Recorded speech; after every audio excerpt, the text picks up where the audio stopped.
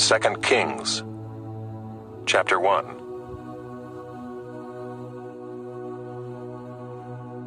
After the death of Ahab, Moab rebelled against Israel. Now Ahaziah fell through the lattice in his upper chamber in Samaria and lay sick. So he sent messengers telling them, "Go, inquire of Beelzebub, the god of Ekron, whether I shall recover from this sickness."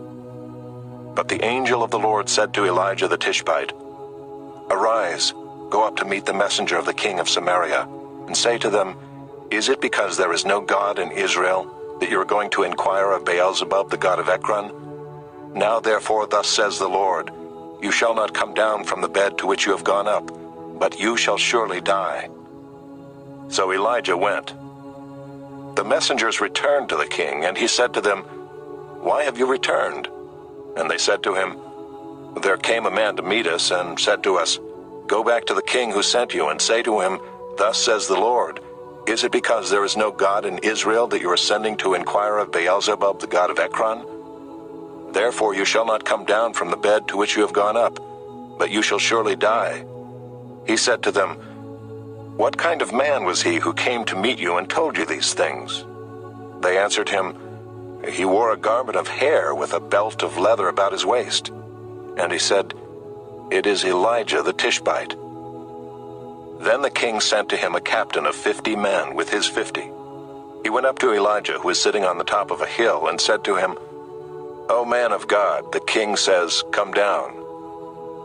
But Elijah answered the captain of 50, "If I am a man of God, let fire come down from heaven and consume you and your 50.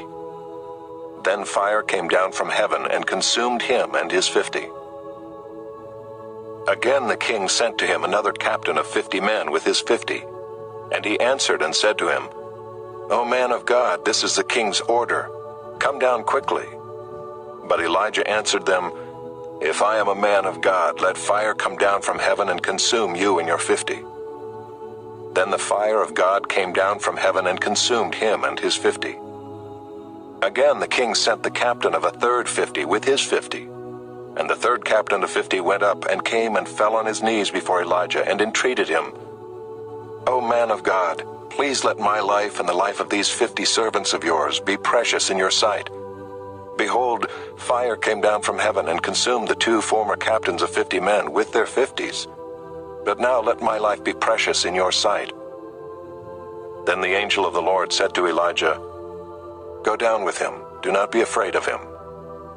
So he arose and went down with him to the king and said to him, "Thus says the Lord, because you have sent messengers to inquire of Beelzebub, the god of Ekron, is it because there is no God in Israel to inquire of his word? Therefore you shall not come down from the bed to which you have gone up, but you shall surely die." So he died according to the word of the Lord that Elijah had spoken. Jehoram became king in his place in the 2nd year of Jehoram the son of Jehoshaphat, king of Judah, because Ahaziah had no son. Now the rest of the acts of Ahaziah that he did, are they not written in the book of the Chronicles of the kings of Israel?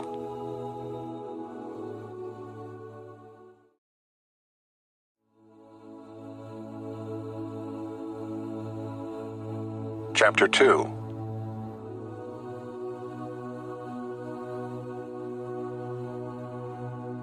Now when the Lord was about to take Elijah up to heaven by a whirlwind, Elijah and Elisha were on their way from Gilgal. And Elijah said to Elisha, "Please stay here, for the Lord has sent me as far as Bethel." But Elisha said, "As the Lord lives and as you yourself live, I will not leave you." So they went down to Bethel. And the sons of the prophets who were in Bethel came out to Elisha and said to him, "Do you know that today the Lord will take away your master from over you?" And he said, "Yes, I know it. Keep quiet." Elijah said to him, "Elisha, please stay here, for the Lord has sent me to Jericho." But he said, "As the Lord lives and as you yourself live, I will not leave you." So they came to Jericho. The sons of the prophets who were at Jericho drew near to Elisha and said to him, "Do you know that today the Lord will take away your master from over you?" And he answered, "Yes, I know it. Keep quiet." Then Elijah said to him, "Please stay here, for the Lord has sent me to the Jordan." But he said, "As the Lord lives and as you yourself live, I will not leave you." So the two of them went on. 50 men of the sons of the prophets also went and stood at some distance from them, as they both were standing by the Jordan.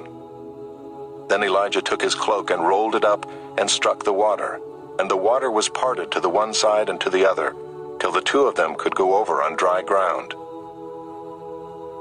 When they had crossed, Elijah said to Elisha, "Ask what I shall do for you before I am taken from you."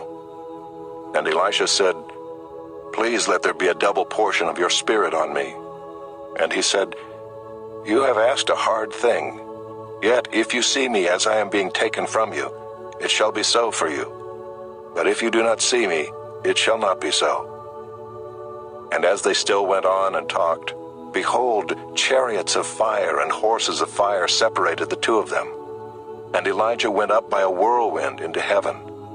And Elisha saw it, and he cried, my father, the chariots of Israel and its horsemen." And he saw him no more. Then he took hold of his own clothes and tore them in 2 pieces. And he took up the cloak of Elijah that had fallen from him, and went back and stood on the bank of the Jordan. Then he took the cloak of Elijah that had fallen from him, and struck the water, saying, "Where is the Lord, the God of Elijah?"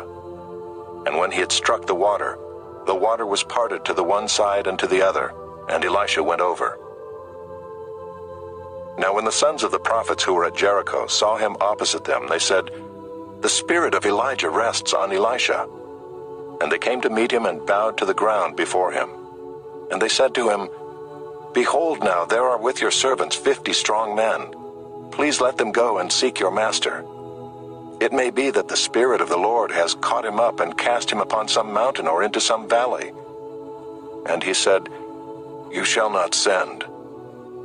But when they urged him till he was ashamed, he said, "Send." They sent therefore 50 men, and for 3 days they sought him, but did not find him. And they came back to him while he was staying at Jericho, and he said to them, "Did I not say to you, do not go?" Now the men of the city said to Elisha, "Behold, the situation of this city is pleasant, as my lord sees, but the water is bad, and the land is unfruitful." He said, "Bring me a new bowl, and put salt in it." So they brought it to him. Then he went to the spring of water, and threw salt in it, and said, "Thus says the Lord, I have healed this water. From now on, neither death nor miscarriage shall come from it." So the water has been healed to this day, according to the word that Elisha spoke. He went up from there to Bethel, and while he was going up on the way, some small boys came out of the city and jeered at him, saying, "Go up, you bald head! Go up, you bald head!" And he turned around, and when he saw them, he cursed them in the name of the Lord. And 2 she-bears came out of the woods and tore 42 of the boys. From there he went on to Mount Carmel, and from there he returned to Samaria.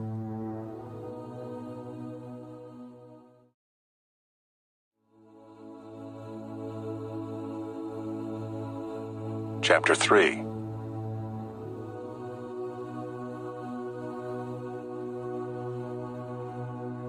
In the 18th year of Jehoshaphat king of Judah, Jehoram the son of Ahab became king over Israel and Samaria, and he reigned 12 years.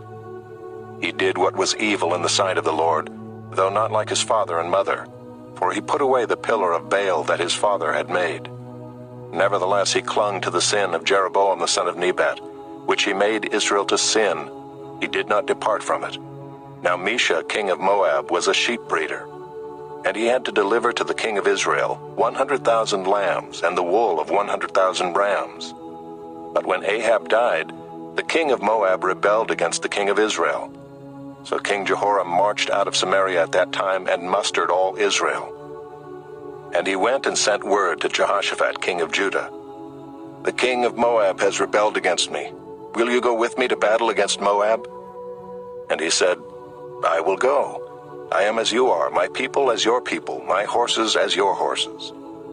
Then he said, "By which way shall we march?" Jehoram answered, "By the way of the wilderness of Edom." So the king of Israel went with the king of Judah and the king of Edom, and when they had made a circuitous march of 7 days, There was no water for the army or for the animals that followed them. Then the king of Israel said, Alas, the Lord has called these 3 kings to give them into the hand of Moab. And Jehoshaphat said, Is there no prophet of the Lord here, through whom we may inquire of the Lord? Then one of the king of Israel's servants answered, Elisha the son of Shaphat is here, who poured water on the hands of Elijah. And Jehoshaphat said, The word of the Lord is with him. So the king of Israel and Jehoshaphat and the king of Edom went down to him. And Elisha said to the king of Israel, What have I to do with you? Go to the prophets of your father and to the prophets of your mother. But the king of Israel said to him, No, it is the Lord who has called these 3 kings to give them into the hand of Moab.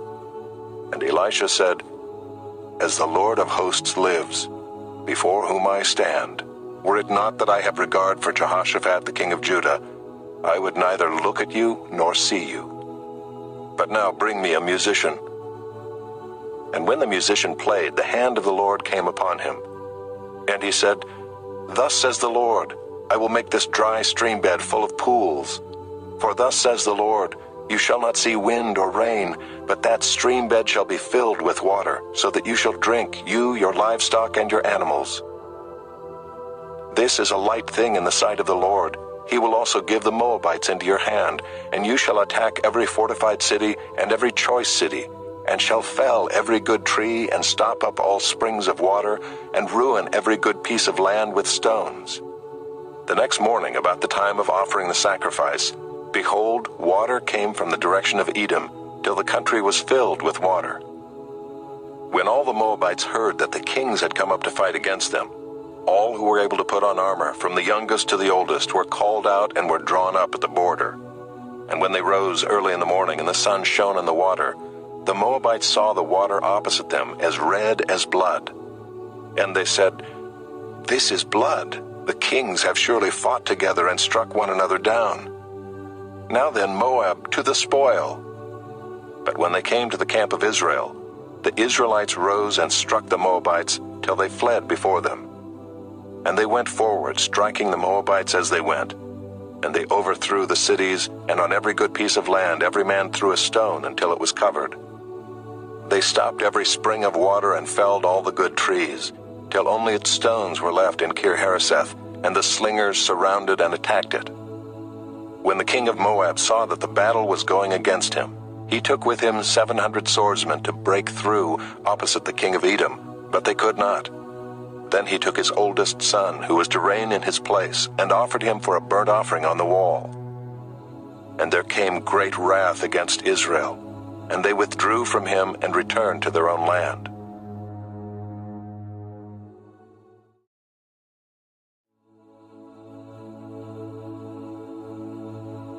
Chapter 4.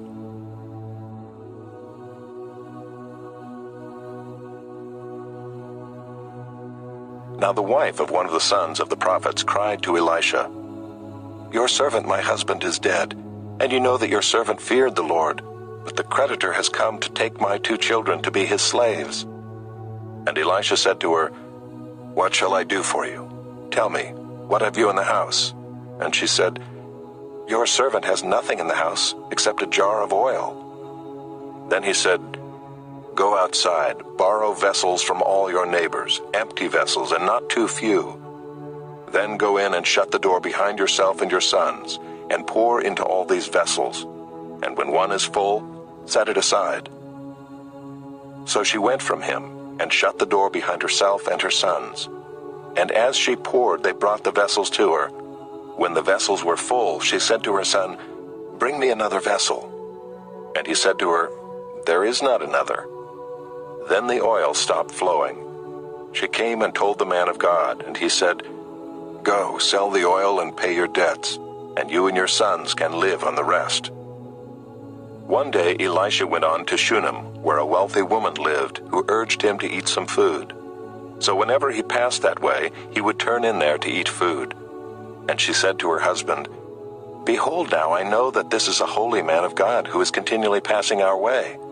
Let us make a small room on the roof with walls, and put there for him a bed, a table, a chair, and a lamp, so that whenever he comes to us, he can go in there. One day he came there, and he turned into the chamber and rested there. And he said to Gehazi his servant, "Call this Shunammite." When he called her, she stood before him. And he said to him, "Say now to her, See, you have taken all this trouble for us. What is to be done for you? Would you have a word spoken on your behalf to the king or to the commander of the army?" She answered, "I dwell among my own people." And he said, "What then is to be done for her?" Gehazi answered, "Well, she has no son, and her husband is old." He said, "Call her." And when he had called her, she stood in the doorway. And he said, "At this season, about this time next year, you shall embrace a son." And she said, "No, my lord, O man of God, do not lie to your servant." But the woman conceived, and she bore a son about that time the following spring, as Elisha had said to her. When the child had grown, he went out one day to his father among the reapers. And he said to his father, "Oh, my head, my head." The father said to his servant, "Carry him to his mother." And when he had lifted him and brought him to his mother, the child sat on her lap till noon, and then he died. And she went up and laid him on the bed of the man of God, and shut the door behind him, and went out. Then she called to her husband, and said, "Send me one of the servants and one of the donkeys, that I may quickly go to the man of God and come back again." And he said, "Why will you go to him today? It is neither a new moon nor Sabbath." She said, "All is well." Then she saddled the donkey, and she said to her servant, "Urge the animal on. Do not slacken the pace for me unless I tell you." So she set out and came to the man of God at Mount Carmel. When the man of God saw her coming, he said to Gehazi his servant, "Look, there is the Shunammite. Run at once to meet her, and say to her, 'Is all well with you? Is all well with your husband? Is all well with the child?' And she answered, 'All is well.' And when she came to the mountain to the man of God, she caught hold of his feet. And Gehazi came to push her away, but the man of God said, 'Leave her alone, for she is in bitter distress, and the Lord has hidden it from me and has not told me.' Then she said, 'Did I ask my Lord for a son? Did I not say, Do not deceive me?' He said to Gehazi, 'Tie up your garment and take my staff in your hand and go. If you meet anyone, do not greet him, and if anyone greets you, do not reply. And lay my staff on the face of the child.' Then the mother of the child said, 'As the Lord lives and as you yourself live, I will not leave you.' So he arose and followed her. Gehazi went on ahead and laid the staff on the face of the child, but there was no sound or sign of life. Therefore he returned to meet him and told him, 'The child is not awakened.' When Elisha came into the house, he saw the child lying dead on his bed. So he went in and shut the door behind the two of them, and prayed to the Lord.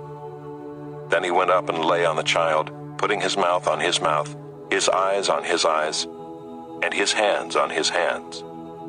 And as he stretched himself upon him, the flesh of the child became warm.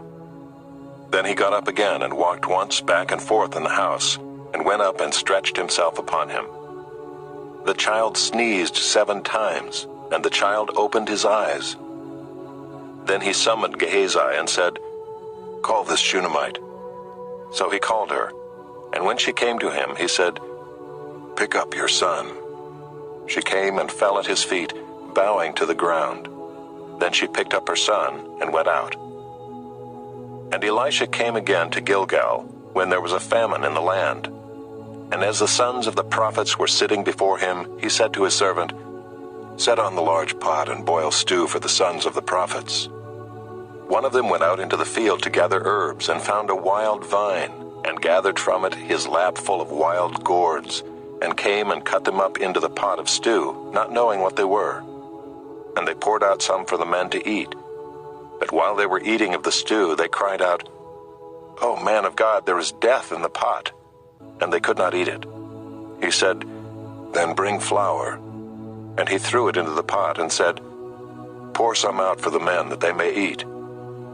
And there was no harm in the pot. A man came from Baal Shalishah, bringing the man of God bread of the firstfruits. 20 loaves of barley and fresh ears of grain in his sack. And Elisha said, "Give to the men that they may eat." But his servant said, "How can I set this before 100 men?"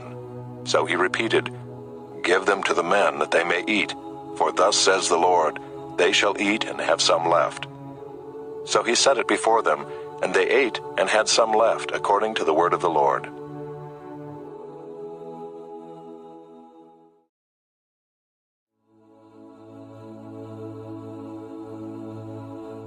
Chapter 5.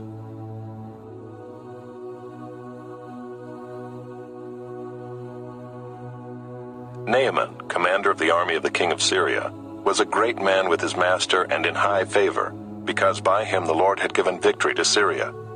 He was a mighty man of valor, but he was a leper. Now the Syrians on one of their raids had carried off a little girl from the land of Israel, and she worked in the service of Naaman's wife. She said to her mistress, "Would that my Lord were with the prophet who is in Samaria. He would cure him of his leprosy." So Naaman went in and told his Lord, "Thus and so spoke the girl from the land of Israel."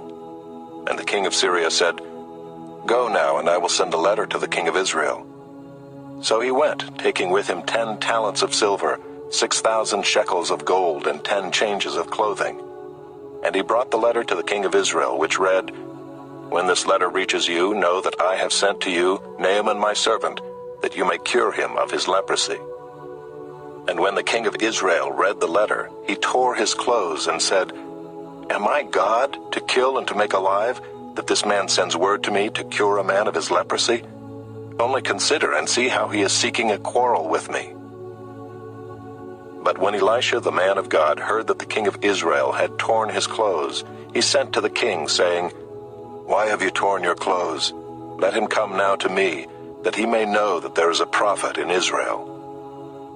So Naaman came with his horses and chariots, and stood at the door of Elisha's house. And Elisha sent a messenger to him, saying, "Go and wash in the Jordan 7 times, and your flesh shall be restored, and you shall be clean."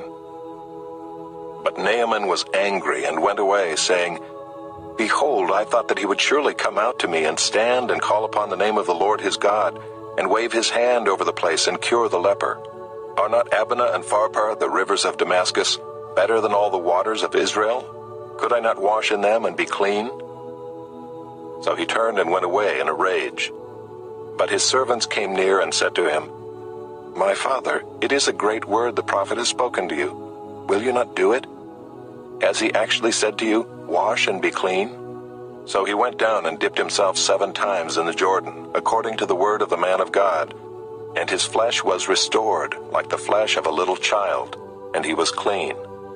Then he returned to the man of God, he and all his company, and he came and stood before him. And he said, "Behold, I know that there is no God in all the earth but in Israel. So accept now a present from your servant."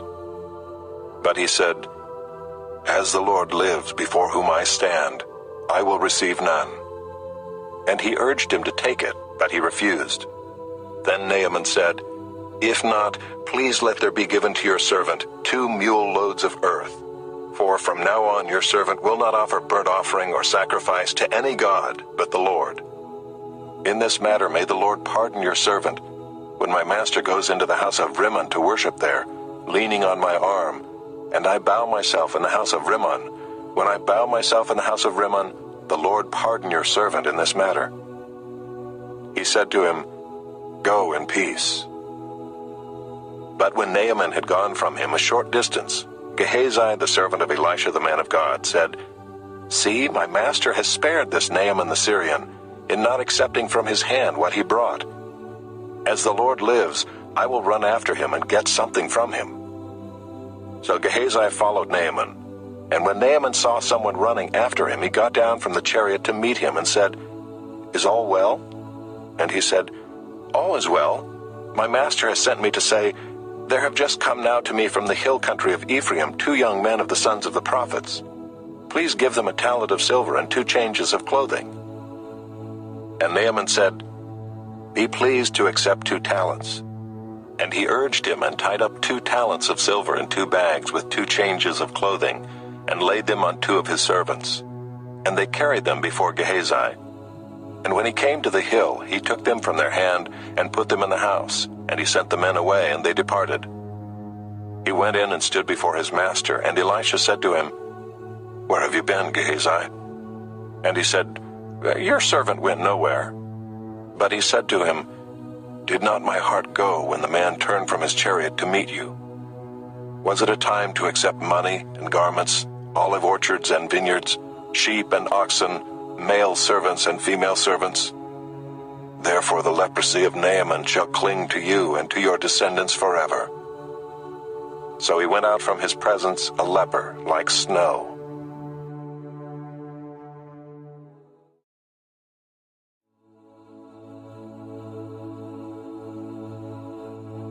Chapter 6.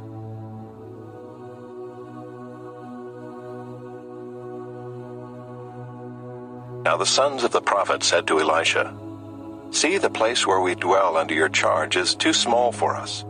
Let us go to the Jordan, and each of us get there a log, and let us make a place for us to dwell there." And he answered, "Go." Then one of them said, "Be pleased to go with your servants." And he answered, "I will go." So he went with them, and when they came to the Jordan, they cut down trees. But as one was felling a log, his axe head fell into the water, and he cried out, "Alas, my master, it was borrowed."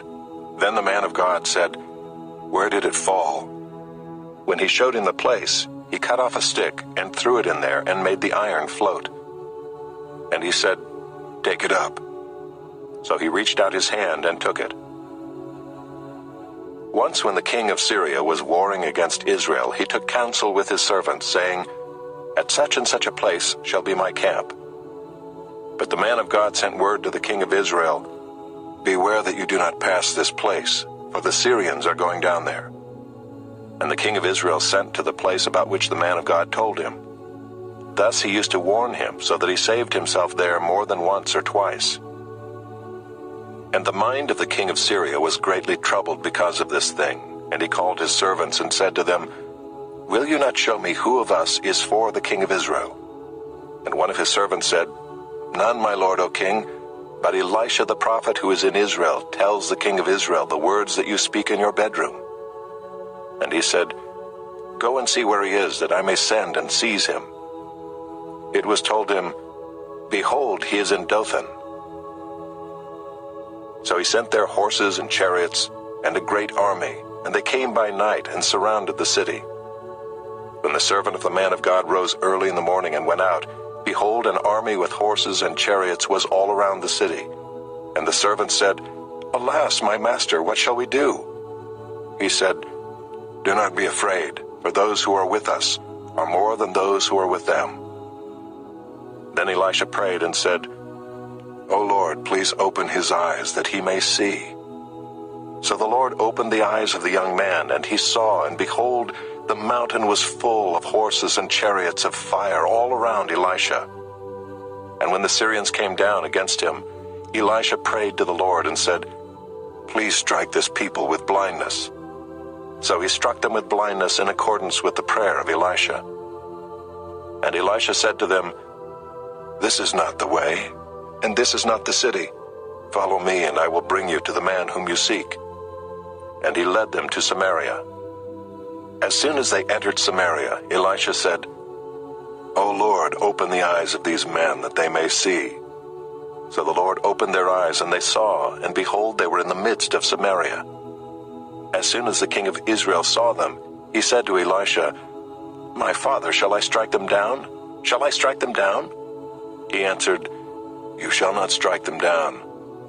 Would you strike down those whom you have taken captive with your sword and with your bow? Set bread and water before them, that they may eat and drink and go to their master." So he prepared for them a great feast, and when they had eaten and drunk, he sent them away, and they went to their master. And the Syrians did not come again on raids into the land of Israel. Afterward Ben-Hadad, king of Syria, mustered his entire army and went up and besieged Samaria. And there was a great famine in Samaria as they besieged it, until a donkey's head was sold for 80 shekels of silver, and the fourth part of a cab of dove's dung for 5 shekels of silver. Now as the king of Israel was passing by on the wall, a woman cried out to him, saying, "Help, my lord, O king."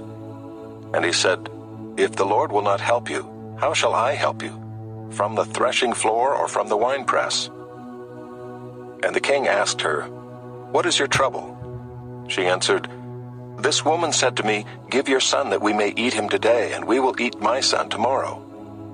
So we boiled my son and ate him, and on the next day I said to her, 'Give your son that we may eat him.' But she has hidden her son." When the king heard the words of the woman, he tore his clothes. Now he was passing by on the wall, and the people looked, and behold, he had sackcloth beneath on his body. And he said, "May God do so to me and more also, if the head of Elisha the son of Shaphat remains on his shoulders today." Elisha was sitting in his house, and the elders were sitting with him. Now the king had dispatched a man from his presence, but before the messenger arrived, Elisha said to the elders, "Do you see how this murderer has sent to take off my head? Look, when the messenger comes, shut the door and hold the door fast against him. Is not the sound of his master's feet behind him?" And while he was still speaking with them, the messenger came down to him and said, "This trouble is from the Lord. Why should I wait for the Lord any longer?"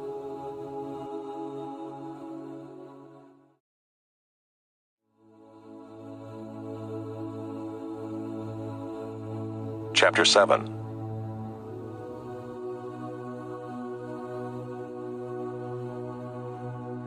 But Elisha said, "Hear the word of the Lord.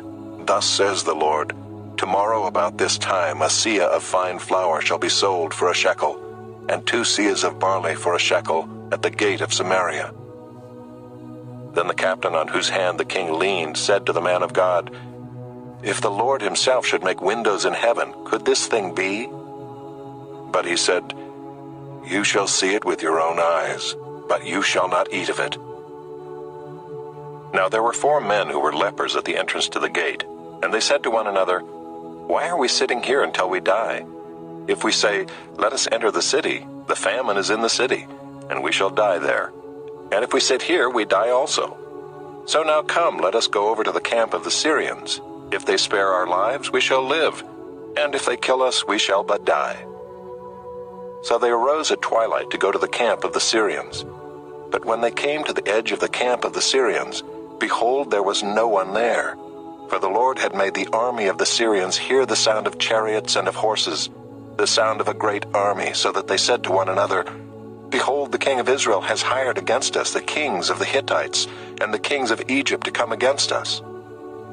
So they fled away in the twilight and abandoned their tents, their horses, and their donkeys, leaving the camp as it was, and fled for their lives.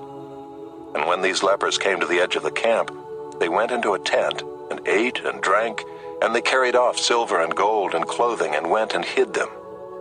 Then they came back and entered another tent, and carried off things from it, and went and hid them. Then they said to one another, "We are not doing right. This day is a day of good news. If we are silent and wait until the morning light, punishment will overtake us. Now therefore come, let us go and tell the king's household." So they came and called to the gatekeepers of the city, and told them, "We came to the camp of the Syrians, and behold, there was no one to be seen or heard there, nothing but the horses tied and the donkeys tied and the tents as they were."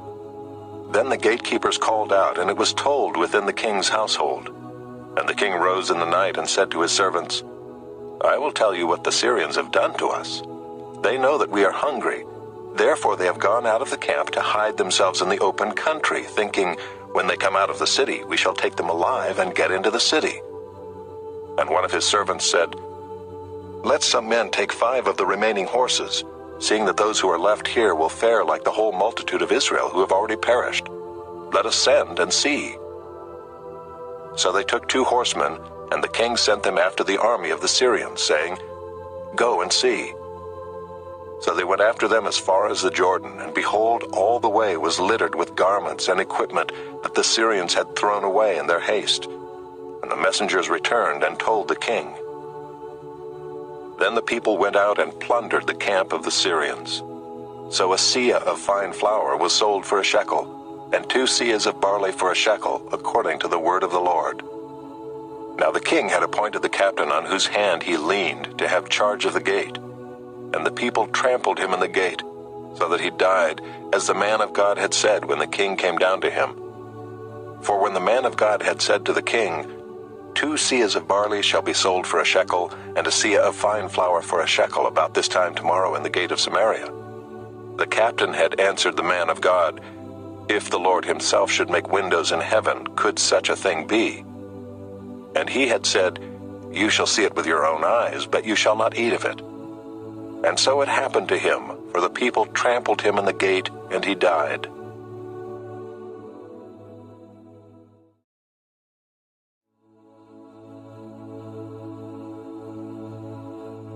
Chapter 8.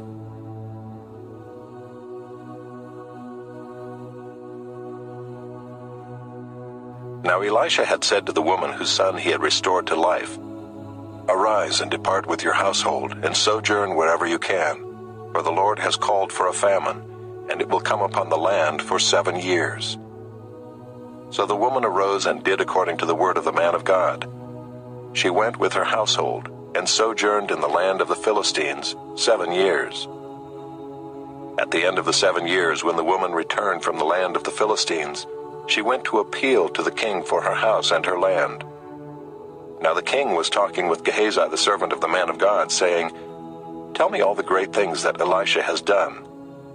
And while he was telling the king how Elisha had restored the dead to life, behold, the woman whose son he had restored to life appealed to the king for her house and her land. And Gehazi said, My lord, O king, here is the woman, and here is her son, whom Elisha restored to life. And when the king asked the woman, she told him.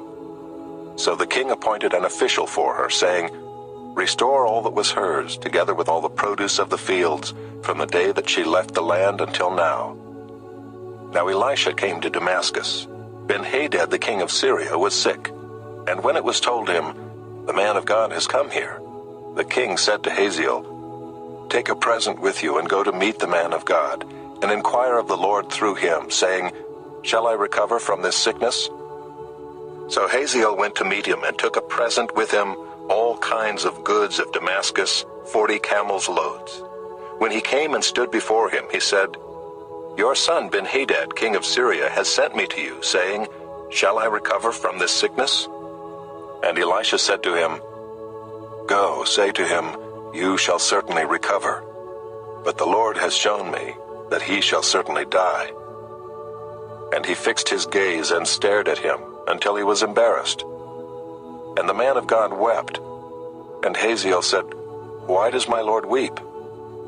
He answered, Because I know the evil that you will do to the people of Israel. You will set on fire their fortresses, and you will kill their young men with the sword, and dash in pieces their little ones, and rip open their pregnant women.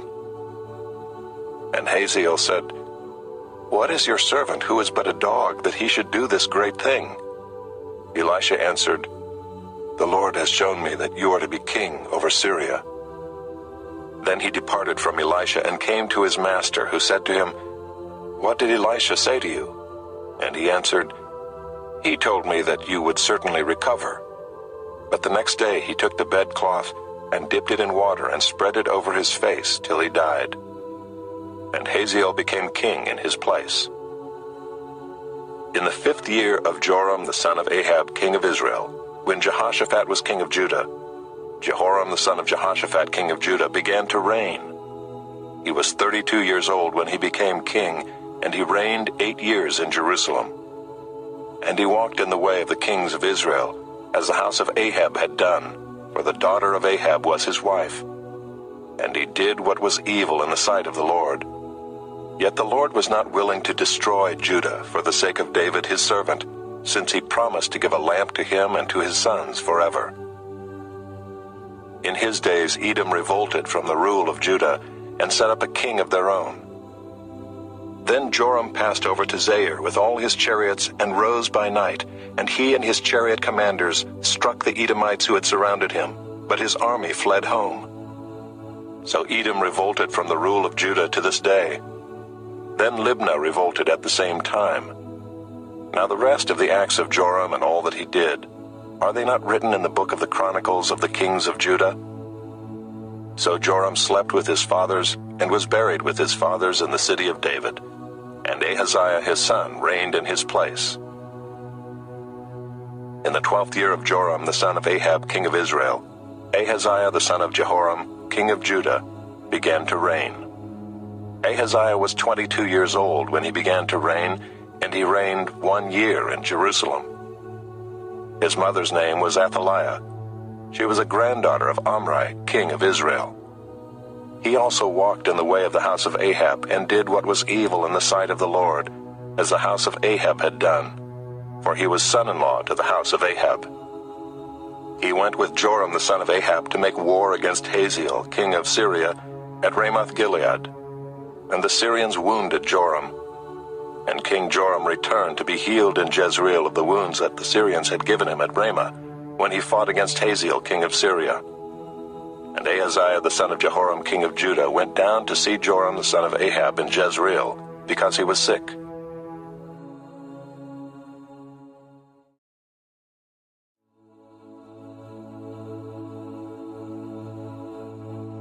Chapter 9.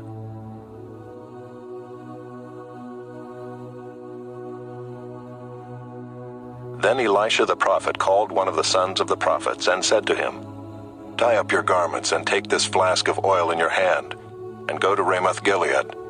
And when you arrive, look there for Jehu the son of Jehoshaphat, son of Nimshi.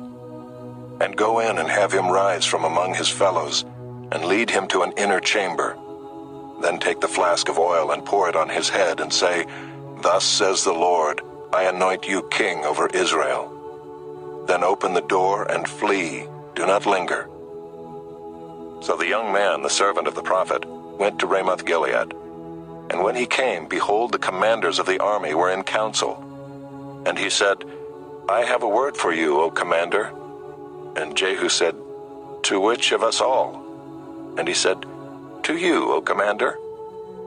So he arose and went into the house, and the young man poured the oil on his head, saying to him, Thus says the Lord, the God of Israel, I anoint you king over the people of the Lord, over Israel. And you shall strike down the house of Ahab your master, so that I may avenge on Jezebel the blood of my servants the prophets, and the blood of all the servants of the Lord. For the whole house of Ahab shall perish, and I will cut off from Ahab every male, bond or free, in Israel. And I will make the house of Ahab like the house of Jeroboam the son of Nebat, and like the house of Baasha the son of Ahijah. And the dogs shall eat Jezebel in the territory of Jezreel, and none shall bury her. Then he opened the door and fled. When Jehu came out to the servants of his master, they said to him, Is all well? Why did this mad fellow come to you? And he said to them, You know the fellow and his talk. And they said, That is not true. Tell us now. And he said, Thus and so he spoke to me, saying, Thus says the Lord, I anoint you king over Israel. Then in haste every man of them took his garment and put it under him on the bare steps, and they blew the trumpet and proclaimed, Jehu is king. Thus Jehu the son of Jehoshaphat the son of Nimshi conspired against Joram.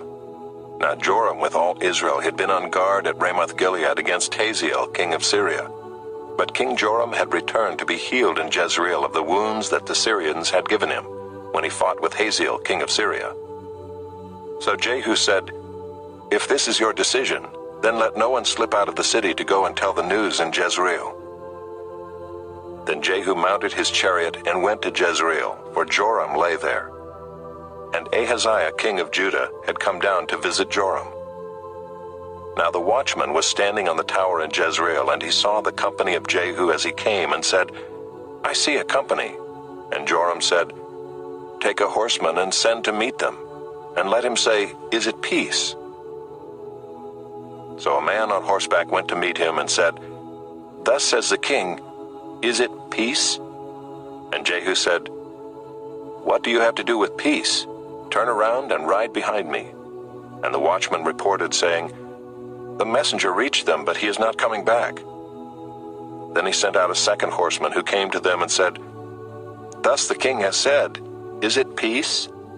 And Jehu answered, What do you have to do with peace? Turn around and ride behind me."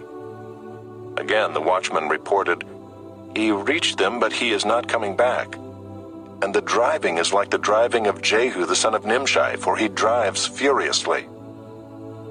Joram said, "Make ready." And they made ready his chariot. Then Joram king of Israel and Ahaziah king of Judah set out, each in his chariot, and went to meet Jehu, and met him at the property of Naboth the Jezreelite. And when Joram saw Jehu, he said, "Is it peace, Jehu?" He answered, "What peace can there be, so long as the whorings and the sorceries of your mother Jezebel are so many?" Then Joram reined about and fled, saying to Ahaziah, "Treachery, O Ahaziah!" And Jehu drew his bow with his full strength, and shot Joram between the shoulders, so that the arrow pierced his heart, and he sank in his chariot. Jehu said to Bidkar his aide, "Take him up and throw him on the plot of ground belonging to Naboth the Jezreelite. For remember when you and I rode side by side behind Ahab his father, how the Lord made this pronouncement against him. As surely as I saw yesterday the blood of Naboth and the blood of his sons, declares the Lord, I will repay you on this plot of ground. Now therefore take him up and throw him on the plot of ground in accordance with the word of the Lord." When Ahaziah the king of Judah saw this, he fled in the direction of Beth-Hagan. And Jehu pursued him and said, "Shoot him also." And they shot him in the chariot at the ascent of Gur, which is by Ibleam.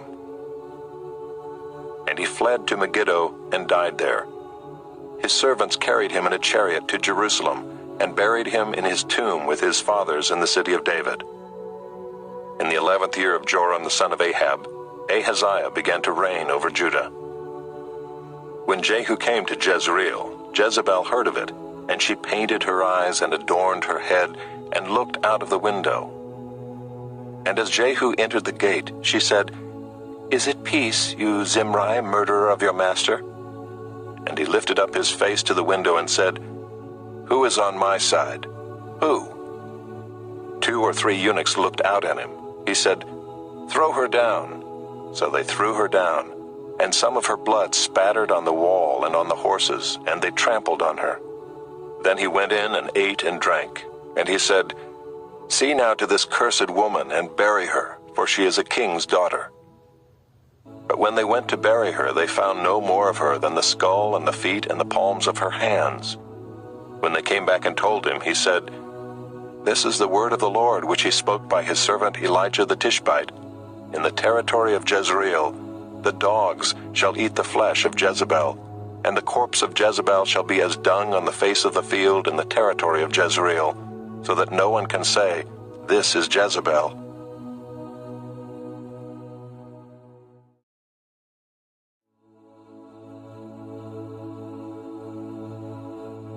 Chapter 10.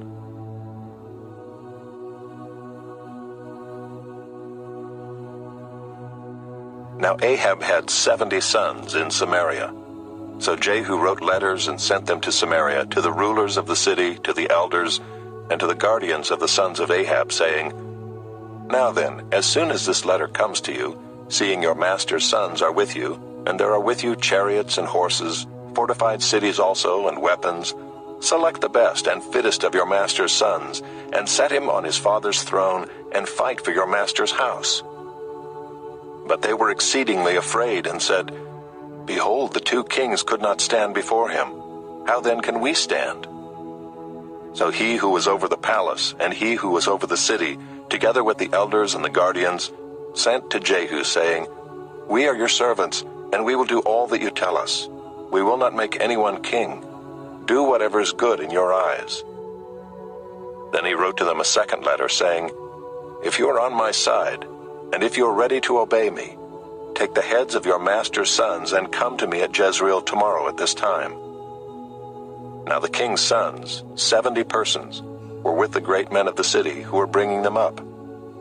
And as soon as the letter came to them, they took the king's sons and slaughtered them, 70 persons, and put their heads in baskets, and sent them to him at Jezreel. When the messenger came and told him, "They have brought the heads of the king's sons," he said, "Lay them in 2 heaps at the entrance of the gate until the morning. Then in the morning, when he went out, he stood and said to all the people, "You are innocent. It was I who conspired against my master and killed him. But who struck down all these? Know then that there shall fall to the earth nothing of the word of the Lord, which the Lord spoke concerning the house of Ahab, for the Lord has done what he said by his servant Elijah." So Jehu struck down all who remained of the house of Ahab in Jezreel, all his great men and his close friends and his priests, until he left him none remaining. Then he set out and went to Samaria. On the way, when he was at Beth-eked of the shepherds, Jehu met the relatives of Ahaziah king of Judah, and he said, "Who are you?" And they answered, "We are the relatives of Ahaziah, and we came down to visit the royal princes and the sons of the queen mother." He said, "Take them alive." And they took them alive and slaughtered them at the pit of Beth-eked, 42 persons, and he spared none of them. And when he departed from there, he met Jehonadab the son of Rechab coming to meet him. And he greeted him and said to him, "Is your heart true to my heart as mine is to yours?" And Jehonadab answered, "It is." Jehu said, "If it is, give me your hand." So he gave him his hand. And Jehu took him up with him into the chariot. And he said, "Come with me and see my zeal for the Lord." So he had him ride in his chariot. And when he came to Samaria, he struck down all who remained to Ahab in Samaria, till he had wiped them out, according to the word of the Lord that he spoke to Elijah. Then Jehu assembled all the people and said to them, "Ahab served Baal a little, but Jehu will serve him much. Now therefore call to me all the prophets of Baal, all his worshippers and all his priests. Let none be missing, for I have a great sacrifice to offer to Baal. Whoever is missing shall not live." But Jehu did it with cunning in order to destroy the worshippers of Baal. And Jehu ordered, "Sanctify a solemn assembly for Baal." So they proclaimed it. And Jehu sent throughout all Israel, and all the worshippers of Baal came, so that there was not a man left who did not come. And they entered the house of Baal, and the house of Baal was filled from one end to the other. He said to him who was in charge of the wardrobe, "Bring out the vestments for all the worshippers of Baal." So he brought out the vestments for them. Then Jehu went into the house of Baal with Jehonadab the son of Rechab, and he said to the worshippers of Baal, "Search and see that there is no servant of the Lord here among you, but only the worshippers of Baal." Then they went in to offer sacrifices and burnt offerings. Now Jehu had stationed 80 men outside and said, "The man who allows any of those whom I give into your hands to escape shall forfeit his life." So as soon as he had made an end of offering the burnt offering, Jehu said to the guard and to the officers, "Go in and strike them down, let not a man escape." So when they put them to the sword, the guard and the officers cast them out and went into the inner room of the house of Baal. And they brought out the pillar that was in the house of Baal and burned it. And they demolished the pillar of Baal and demolished the house of Baal and made it a latrine to this day. Thus Jehu wiped out Baal from Israel.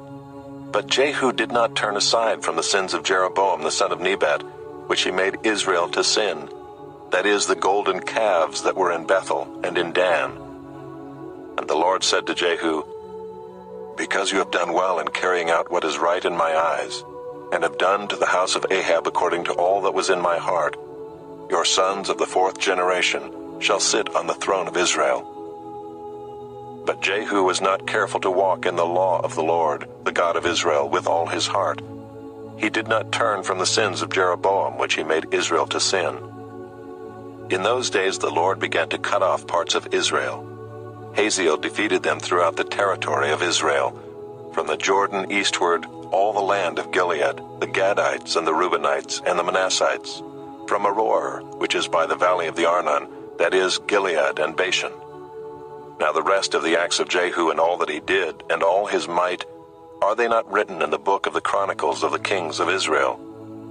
So Jehu slept with his fathers, and they buried him in Samaria. And Jehoahaz his son reigned in his place. The time that Jehu reigned over Israel in Samaria was 28 years.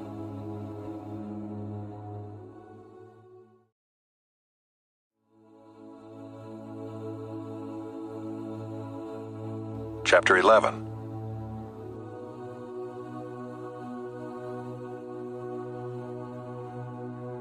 Now when Athaliah the mother of Ahaziah saw that her son was dead, she arose and destroyed all the royal family. But Jehosheba, the daughter of King Joram, sister of Ahaziah, took Joash the son of Ahaziah and stole him away from among the king's sons who were being put to death, and she put him and his nurse in a bedroom. Thus they hid him from Athaliah so that he was not put to death. And he remained with her 6 years, hidden in the house of the Lord, while Athaliah reigned over the land. But in the 7th year Jehoiada sent and brought the captains of the Kerites and of the guards, and had them come to him in the house of the Lord. And he made a covenant with them, and put them under oath in the house of the Lord, and he showed them the king's son. And he commanded them, "This is the thing that you shall do. 1/3 of you, those who come off duty on the Sabbath, and guard the king's house, another third being at the gate Sur, and a third at the gate behind the guards, shall guard the palace. And the 2 divisions of you, which come on duty in force on the Sabbath, and guard the house of the Lord on behalf of the king, shall surround the king, each with his weapons in his hand. And whoever approaches the ranks is to be put to death. Be with the king when he goes out and when he comes in." The captains did according to all that Jehoiada the priest commanded, and they each brought his men who were to go off duty on the Sabbath with those who were to come on duty on the Sabbath, and they came to Jehoiada the priest. And the priest gave to the captains the spears and shields that had been King David's, which were in the house of the Lord. And the guards stood, every man with his weapons in his hand, from the south side of the house to the north side of the house, around the altar and the house on behalf of the king. Then he brought out the king's son, and put the crown on him, and gave him the testimony. And they proclaimed him king, and anointed him, and they clapped their hands, and said, "Long live the king!" When Athaliah heard the noise of the guard and of the people, she went into the house of the Lord to the people. And when she looked, there was the king standing by the pillar, according to the custom, and the captains and the trumpeters beside the king, and all the people of the land rejoicing and blowing trumpets. And Athaliah tore her clothes and cried, "Treason! Treason!" Then Jehoiada the priest commanded the captains who were set over the army, "Bring her out between the ranks, and put to death with the sword anyone who follows her." For the priest said, "Let her not be put to death in the house of the Lord." So they laid hands on her, and she went through the horses' entrance to the king's house, and there she was put to death. And Jehoiada made a covenant between the Lord and the king and people, that they should be the Lord's people, and also between the king and the people. Then all the people of the land went to the house of Baal and tore it down. His altars and his images they broke in pieces, and they killed Mattan the priest of Baal before the altars. And the priest posted watchmen over the house of the Lord. And he took the captains, the Kerites, the guards, and all the people of the land, and they brought the king down from the house of the Lord, marching through the gate of the guards to the king's house. And he took his seat on the throne of the kings. So all the people of the land rejoiced, and the city was quiet after Athaliah had been put to death with the sword at the king's house. Jehoash was 7 years old when he began to reign.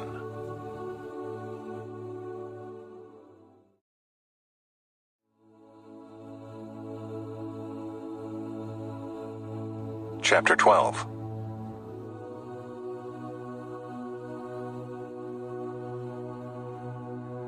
In the 7th year of Jehu, Jehoash began to reign, and he reigned 40 years in Jerusalem. His mother's name was Zibiah of Beersheba. And Jehoash did what was right in the eyes of the Lord all his days, because Jehoiada the priest instructed him. Nevertheless, the high places were not taken away.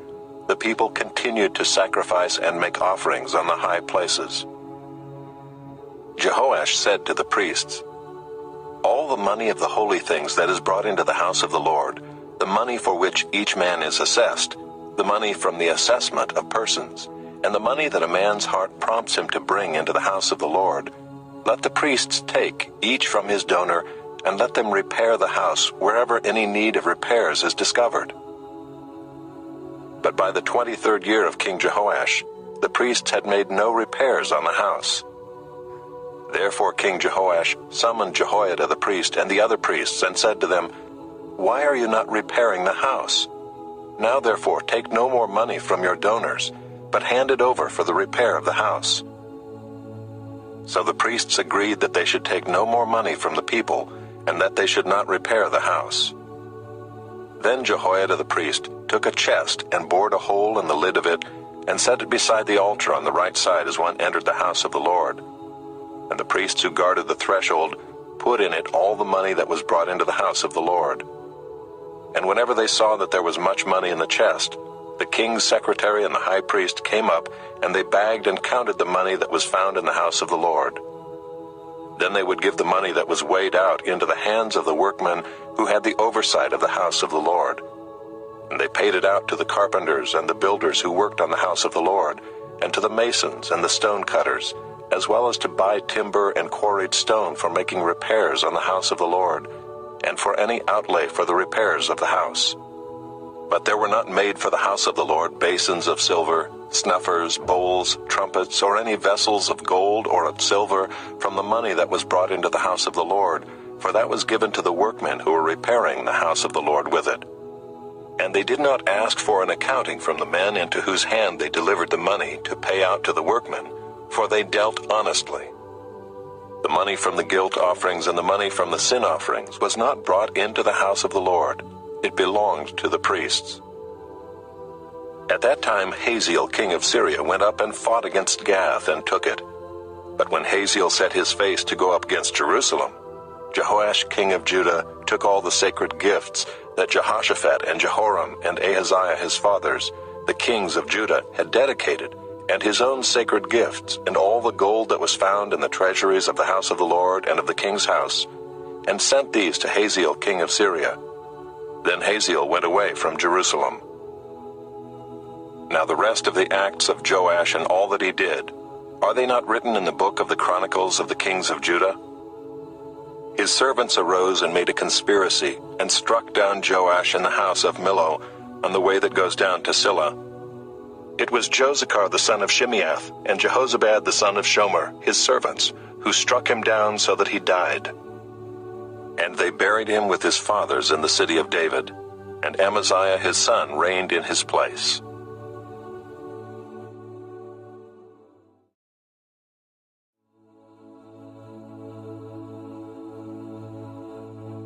Chapter 13.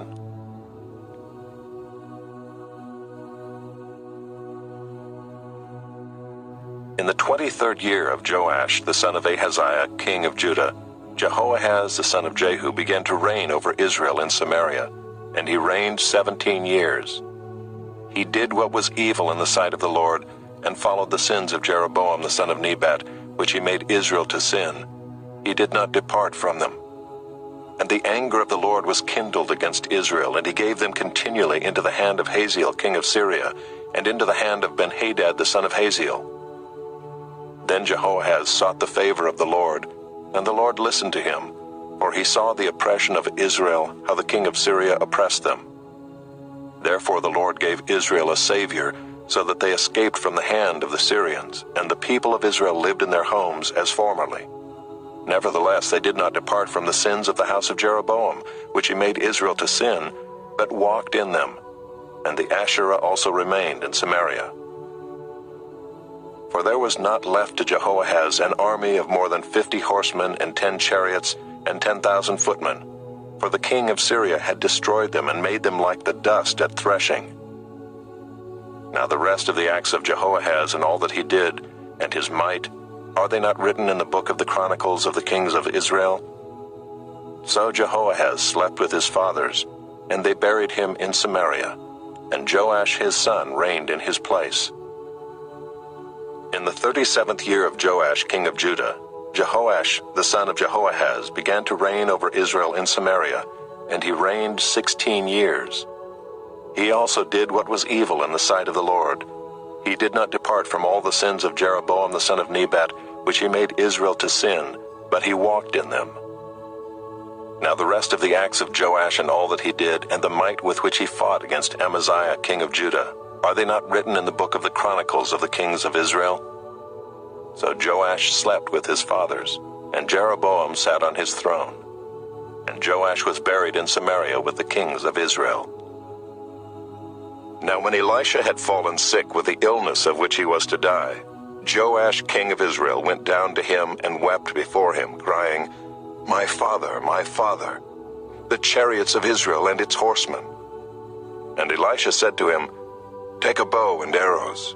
So he took a bow and arrows. Then he said to the king of Israel, draw the bow. And he drew it. And Elisha laid his hands on the king's hands. And he said, open the window eastward. And he opened it. Then Elisha said, shoot. And he shot. And he said, the Lord's arrow of victory, the arrow of victory over Syria. For you shall fight the Syrians in Aphek until you have made an end of them. And he said, take the arrows. And he took them. And he said to the king of Israel, strike the ground with them. And he struck 3 times and stopped. Then the man of God was angry with him and said, you should have struck 5 or 6 times. Then you would have struck down Syria until you had made an end of it. But now you will strike down Syria only 3 times. So Elisha died, and they buried him. Now bands of Moabites used to invade the land in the spring of the year. And as a man was being buried, behold, a marauding band was seen, and the man was thrown into the grave of Elisha. And as soon as the man touched the bones of Elisha, he revived and stood on his feet. Now Hazael king of Syria oppressed Israel all the days of Jehoahaz. But the Lord was gracious to them and had compassion on them, and he turned toward them because of his covenant with Abraham, Isaac, and Jacob, and would not destroy them, nor has he cast them from his presence until now. When Hazael king of Syria died, Ben-Hadad his son became king in his place. Then Jehoash the son of Jehoahaz took again from Ben-Hadad the son of Hazael the cities that he had taken from Jehoahaz his father in war. 3 times Joash defeated him and recovered the cities of Israel.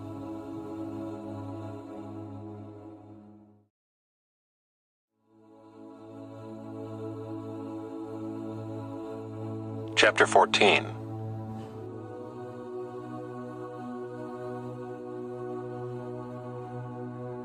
In the 2nd year of Joash the son of Joahaz king of Israel, Amaziah the son of Joash king of Judah began to reign. He was 25 years old when he began to reign, and he reigned 29 years in Jerusalem. His mother's name was Jehoaddan of Jerusalem, and he did what was right in the eyes of the Lord, yet not like David his father. He did in all things as Joash his father had done. But the high places were not removed. The people still sacrificed and made offerings on the high places. And as soon as the royal power was firmly in his hand, he struck down his servants who had struck down the king his father. But he did not put to death the children of the murderers, according to what is written in the book of the law of Moses, where the Lord commanded, fathers shall not be put to death because of their children, nor shall children be put to death because of their fathers, but each one shall die for his own sin. He struck down 10,000 Edomites in the valley of Salt, and took Selah by storm, and called it Joktheel, which is its name to this day. Then Amaziah sent messengers to Jehoash, the son of Jehoahaz, son of Jehu, king of Israel, saying, come, let us look one another in the face. And Jehoash, king of Israel, sent word to Amaziah, king of Judah, a thistle on Lebanon sent to a cedar on Lebanon, saying, give your daughter to my son for a wife. And a wild beast of Lebanon passed by and trampled down the thistle. You have indeed struck down Edom, and your heart has lifted you up. Be content with your glory and stay at home. For why should you provoke trouble so that you fall, you and Judah with you? But Amaziah would not listen. So Jehoash king of Israel went up, and he and Amaziah king of Judah faced one another in battle at Bethshemesh, which belongs to Judah. And Judah was defeated by Israel, and every man fled to his home. And Jehoash king of Israel captured Amaziah king of Judah, the son of Jehoash, son of Ahaziah, at Bethshemesh, and came to Jerusalem and broke down the wall of Jerusalem for 400 cubits, from the Ephraim gate to the corner gate. And he seized all the gold and silver and all the vessels that were found in the house of the Lord and in the treasuries of the king's house, also hostages, and he returned to Samaria. Now the rest of the acts of Jehoash that he did, and his might, and how he fought with Amaziah king of Judah, are they not written in the book of the Chronicles of the kings of Israel? And Jehoash slept with his fathers, and was buried in Samaria with the kings of Israel. And Jeroboam his son reigned in his place. Amaziah the son of Joash king of Judah lived 15 years after the death of Jehoash son of Jehoahaz king of Israel. Now the rest of the deeds of Amaziah, are they not written in the book of the Chronicles of the kings of Judah? And they made a conspiracy against him in Jerusalem, and he fled to Lachish. But they sent after him to Lachish and put him to death there. And they brought him on horses, and he was buried in Jerusalem with his fathers in the city of David. And all the people of Judah took Azariah, who was 16 years old, and made him king instead of his father Amaziah. He built Elath, and restored it to Judah, after the king slept with his fathers. In the 15th year of Amaziah the son of Joash king of Judah, Jeroboam the son of Joash king of Israel began to reign in Samaria, and he reigned 41 years. And he did what was evil in the sight of the Lord. He did not depart from all the sins of Jeroboam the son of Nebat, which he made Israel to sin. He restored the border of Israel from Lebo-Hamath as far as the sea of the Arabah, according to the word of the Lord, the God of Israel, which he spoke by his servant Jonah the son of Amittai, the prophet, who was from Gath-hepher. For the Lord saw that the affliction of Israel was very bitter, for there was none left, bond or free, and there was none to help Israel. But the Lord had not said that he would blot out the name of Israel from under heaven, so he saved them by the hand of Jeroboam the son of Joash. Now the rest of the acts of Jeroboam, and all that he did, and his might, how he fought, and how he restored Damascus and Hamath to Judah in Israel, are they not written in the book of the Chronicles of the kings of Israel? And Jeroboam slept with his fathers, the kings of Israel, and Zechariah his son reigned in his place.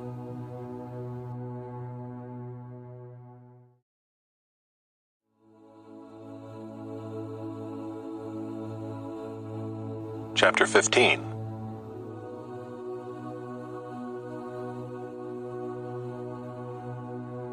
In the 27th year of Jeroboam king of Israel, Azariah the son of Amaziah king of Judah began to reign. He was 16 years old when he began to reign, and he reigned 52 years in Jerusalem. His mother's name was Jechaliah of Jerusalem. And he did what was right in the eyes of the Lord, according to all that his father Amaziah had done. Nevertheless, the high places were not taken away. The people still sacrificed and made offerings on the high places. And the Lord touched the king so that he was a leper to the day of his death, and he lived in a separate house. And Jotham the king's son was over the household, governing the people of the land. Now the rest of the acts of Azariah and all that he did, are they not written in the book of the Chronicles of the kings of Judah? And Azariah slept with his fathers, and they buried him with his fathers in the city of David, and Jotham his son reigned in his place. In the 38th year of Azariah king of Judah, Zechariah the son of Jeroboam reigned over Israel in Samaria 6 months. And he did what was evil in the sight of the Lord, as his fathers had done. He did not depart from the sins of Jeroboam the son of Nebat, which he made Israel to sin. Shallum the son of Jabesh conspired against him, and struck him down at Ibleam, and put him to death, and reigned in his place. Now the rest of the deeds of Zechariah, behold, they are written in the book of the Chronicles of the kings of Israel. This was the promise of the Lord that he gave to Jehu. Your sons shall sit on the throne of Israel to the 4th generation. And so it came to pass. Shallum the son of Jabesh began to reign in the 39th year of Uzziah king of Judah, and he reigned 1 month in Samaria. Then Menahem the son of Gadai came up from Tirzah, and came to Samaria. And he struck down Shallum the son of Jabesh in Samaria, and put him to death, and reigned in his place. Now the rest of the deeds of Shallum, and the conspiracy that he made, behold, they are written in the book of the Chronicles of the kings of Israel. At that time Menahem sacked Tiphsah, and all who were in it and its territory from Tirzah on, because they did not open it to him. Therefore he sacked it, and he ripped open all the women in it who were pregnant. In the 39th year of Azariah king of Judah, Menahem the son of Gadai began to reign over Israel, and he reigned 10 years in Samaria. And he did what was evil in the sight of the Lord. He did not depart all his days from all the sins of Jeroboam the son of Nebat, which he made Israel to sin. Pul, the king of Assyria, came against the land, and Menahem gave Pul 1,000 talents of silver, that he might help him to confirm his hold on the royal power. Menahem exacted the money from Israel, that is, from all the wealthy men, 50 shekels of silver from every man, to give to the king of Assyria. So the king of Assyria turned back and did not stay there in the land. Now the rest of the deeds of Menahem and all that he did, are they not written in the book of the Chronicles of the kings of Israel? And Menahem slept with his father, and Pekahiah his son reigned in his place. In the 50th year of Azariah king of Judah, Pekahiah the son of Menahem began to reign over Israel in Samaria, and he reigned 2 years. And he did what was evil in the sight of the Lord. He did not turn away from the sins of Jeroboam the son of Nebat, which he made Israel to sin. And Pekah the son of Remaliah his captain conspired against him with 50 men of the people of Gilead, and struck him down in Samaria, in the citadel of the king's house with Argob and Ariah. He put him to death and reigned in his place. Now the rest of the deeds of Pekahiah and all that he did, behold, they are written in the book of the Chronicles of the kings of Israel. In the 52nd year of Azariah king of Judah, Pekah the son of Remaliah began to reign over Israel in Samaria, and he reigned 20 years. And he did what was evil in the sight of the Lord. He did not depart from the sins of Jeroboam the son of Nebat, which he made Israel to sin. In the days of Pekah king of Israel, Tiglath-Pileser king of Assyria came and captured Ijon, Abel-Beth-Maachah, Genoa, Kadesh, Hazor, Gilead, and Galilee, all the land of Naphtali, and he carried the people captive to Assyria. Then Hoshea the son of Elah made a conspiracy against Pekah the son of Remaliah, and struck him down and put him to death, and reigned in his place, in the 20th year of Jotham the son of Uzziah. Now the rest of the acts of Pekah and all that he did, behold, they are written in the book of the Chronicles of the kings of Israel. In the 2nd year of Pekah the son of Remaliah, king of Israel, Jotham the son of Uzziah, king of Judah, began to reign. He was 25 years old when he began to reign, and he reigned 16 years in Jerusalem. His mother's name was Jerusha, the daughter of Zadok. And he did what was right in the eyes of the Lord, according to all that his father Uzziah had done. Nevertheless, the high places were not removed. The people still sacrificed and made offerings on the high places. He built the upper gate of the house of the Lord. Now the rest of the acts of Jotham and all that he did, are they not written in the book of the Chronicles of the kings of Judah? In those days the Lord began to send Rezin the king of Syria and Pekah the son of Remaliah against Judah.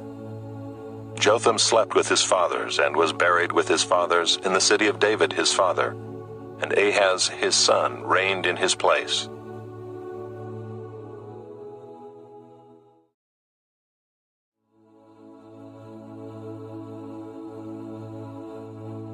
Chapter 16.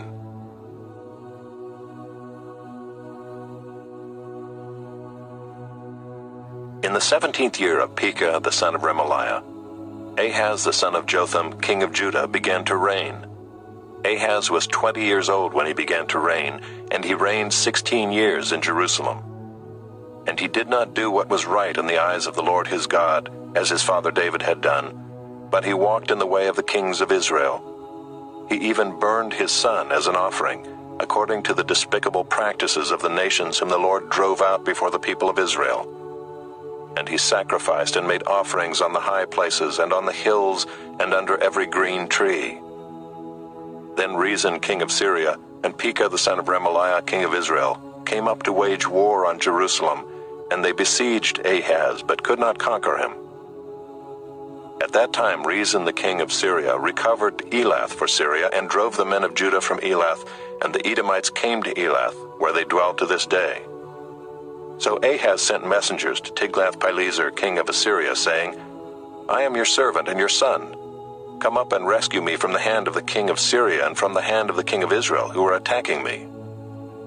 Ahaz also took the silver and gold that was found in the house of the Lord and in the treasures of the king's house, and sent a present to the king of Assyria. And the king of Assyria listened to him. The king of Assyria marched up against Damascus and took it, carrying its people captive to Kir, and he killed Rezin. When King Ahaz went to Damascus to meet Tiglath-Pileser, king of Assyria, he saw the altar that was at Damascus. And King Ahaz sent to Uriah the priest a model of the altar and its pattern, exact in all its details. And Uriah the priest built the altar in accordance with all that King Ahaz had sent from Damascus. So Uriah the priest made it, before King Ahaz arrived from Damascus. And when the king came from Damascus, the king viewed the altar. Then the king drew near to the altar and went up on it, and burned his burnt offering and his grain offering, and poured his drink offering, and threw the blood of his peace offerings on the altar. And the bronze altar that was before the Lord he removed from the front of the house, from the place between his altar and the house of the Lord, and put it on the north side of his altar. And King Ahaz commanded Uriah the priest, saying, On the great altar burn the morning burnt offering and the evening grain offering, and the king's burnt offering and his grain offering, with the burnt offering of all the people of the land, and their grain offering and their drink offering. And throw on it all the blood of the burnt offering, and all the blood of the sacrifice. But the bronze altar shall be for me to inquire by. Uriah the priest did all this, as King Ahaz commanded. And King Ahaz cut off the frames of the stands, and removed the basin from them. And he took down the sea from off the bronze oxen that were under it, and put it on a stone pedestal. And the covered way for the Sabbath that had been built inside the house, and the outer entrance for the king, he caused to go around the house of the Lord, because of the king of Assyria.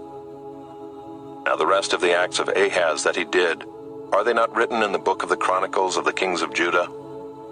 And Ahaz slept with his fathers, and was buried with his fathers in the city of David. And Hezekiah his son reigned in his place.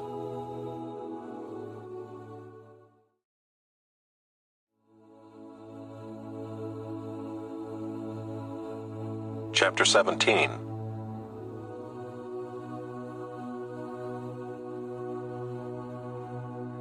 In the 12th year of Ahaz king of Judah, Hoshea the son of Elah began to reign in Samaria over Israel, and he reigned 9 years. And he did what was evil in the sight of the Lord, yet not as the kings of Israel who were before him. Against him came up Shalmaneser king of Assyria, and Hoshea became his vassal and paid him tribute. But the king of Assyria found treachery in Hoshea, for he had sent messengers to So, king of Egypt, and offered no tribute to the king of Assyria, as he had done year by year. Therefore the king of Assyria shut him up and bound him in prison. Then the king of Assyria invaded all the land and came to Samaria, and for 3 years he besieged it. In the 9th year of Hoshea, the king of Assyria captured Samaria, and he carried the Israelites away to Assyria, and placed them in Halah, and on the Habor, the river of Gozan, and in the cities of the Medes. And this occurred because the people of Israel had sinned against the Lord their God, who had brought them up out of the land of Egypt from under the hand of Pharaoh king of Egypt, and had feared other gods, and walked in the customs of the nations whom the Lord drove out before the people of Israel, and in the customs that the kings of Israel had practiced. And the people of Israel did secretly against the Lord their God things that were not right. They built for themselves high places in all their towns, from watchtower to fortified city. They set up for themselves pillars and Asherim on every high hill and under every green tree. And there they made offerings on all the high places, as the nations did whom the Lord carried away before them. And they did wicked things, provoking the Lord to anger. And they served idols, of which the Lord had said to them, You shall not do this. Yet the Lord warned Israel and Judah by every prophet and every seer, saying, Turn from your evil ways, and keep my commandments and my statutes, in accordance with all the law that I commanded your fathers, and that I sent to you by my servants the prophets. But they would not listen, but were stubborn, as their fathers had been, who did not believe in the Lord their God. They despised his statutes and his covenant that he made with their fathers, and the warnings that he gave them. They went after false idols and became false, and they followed the nations that were around them, concerning whom the Lord had commanded them, that they should not do like them. And they abandoned all the commandments of the Lord their God, and made for themselves metal images of 2 calves. And they made an Asherah, and worshipped all the host of heaven, and served Baal. And they burned their sons and their daughters as offerings, and used divination and omens, and sold themselves to do evil in the sight of the Lord, provoking him to anger. Therefore the Lord was very angry with Israel, and removed them out of his sight. None was left but the tribe of Judah only. Judah also did not keep the commandments of the Lord their God, but walked in the customs that Israel had introduced. And the Lord rejected all the descendants of Israel, and afflicted them, and gave them into the hand of plunderers, until he had cast them out of his sight. When he had torn Israel from the house of David, they made Jeroboam the son of Nebat king. And Jeroboam drove Israel from following the Lord, and made them commit great sin. The people of Israel walked in all the sins that Jeroboam did. They did not depart from them, until the Lord removed Israel out of his sight, as he had spoken by all his servants the prophets. So Israel was exiled from their own land to Assyria until this day. And the king of Assyria brought people from Babylon, Cutha, Ava, Hamath, and Sepharvaim, and placed them in the cities of Samaria instead of the people of Israel. And they took possession of Samaria and lived in its cities. And at the beginning of their dwelling there, they did not fear the Lord. Therefore the Lord sent lions among them, which killed some of them. So the king of Assyria was told, "The nations that you have carried away and placed in the cities of Samaria do not know the law of the God of the land. Therefore he has sent lions among them, and behold, they are killing them, because they do not know the law of the God of the land." Then the king of Assyria commanded, "Send there one of the priests whom you carried away from there, and let him go and dwell there, and teach them the law of the God of the land." So one of the priests whom they had carried away from Samaria came and lived in Bethel, and taught them how they should fear the Lord. But every nation still made gods of its own, and put them in the shrines of the high places that the Samaritans had made, every nation in the cities in which they lived. The men of Babylon made Succoth-Benoth, the men of Cuth made Nergal, the men of Hamath made Ashima, and the Avites made Nibhaz and Tartak. And the Sepharvites burned their children in the fire to Adramelech and Anamelech, the gods of Sepharvaim. They also feared the Lord, and appointed from among themselves all sorts of people as priests of the high places, who sacrificed for them in the shrines of the high places. So they feared the Lord, but also served their own gods, after the manner of the nations from among whom they had been carried away. To this day they do according to the former manner. They do not fear the Lord, and they do not follow the statutes or the rules or the law or the commandment that the Lord commanded the children of Jacob, whom he named Israel. The Lord made a covenant with them and commanded them, "You shall not fear other gods or bow yourselves to them or serve them or sacrifice to them. But you shall fear the Lord, who brought you out of the land of Egypt with great power and with an outstretched arm. You shall bow yourselves to him, and to him you shall sacrifice. And the statutes and the rules and the law and the commandment that he wrote for you, you shall always be careful to do. You shall not fear other gods, and you shall not forget the covenant that I have made with you. You shall not fear other gods, but you shall fear the Lord your God, and he will deliver you out of the hand of all your enemies." However, they would not listen, but they did according to their former manner. So these nations feared the Lord, and also served their carved images. Their children did likewise, and their children's children. As their fathers did, so they do to this day.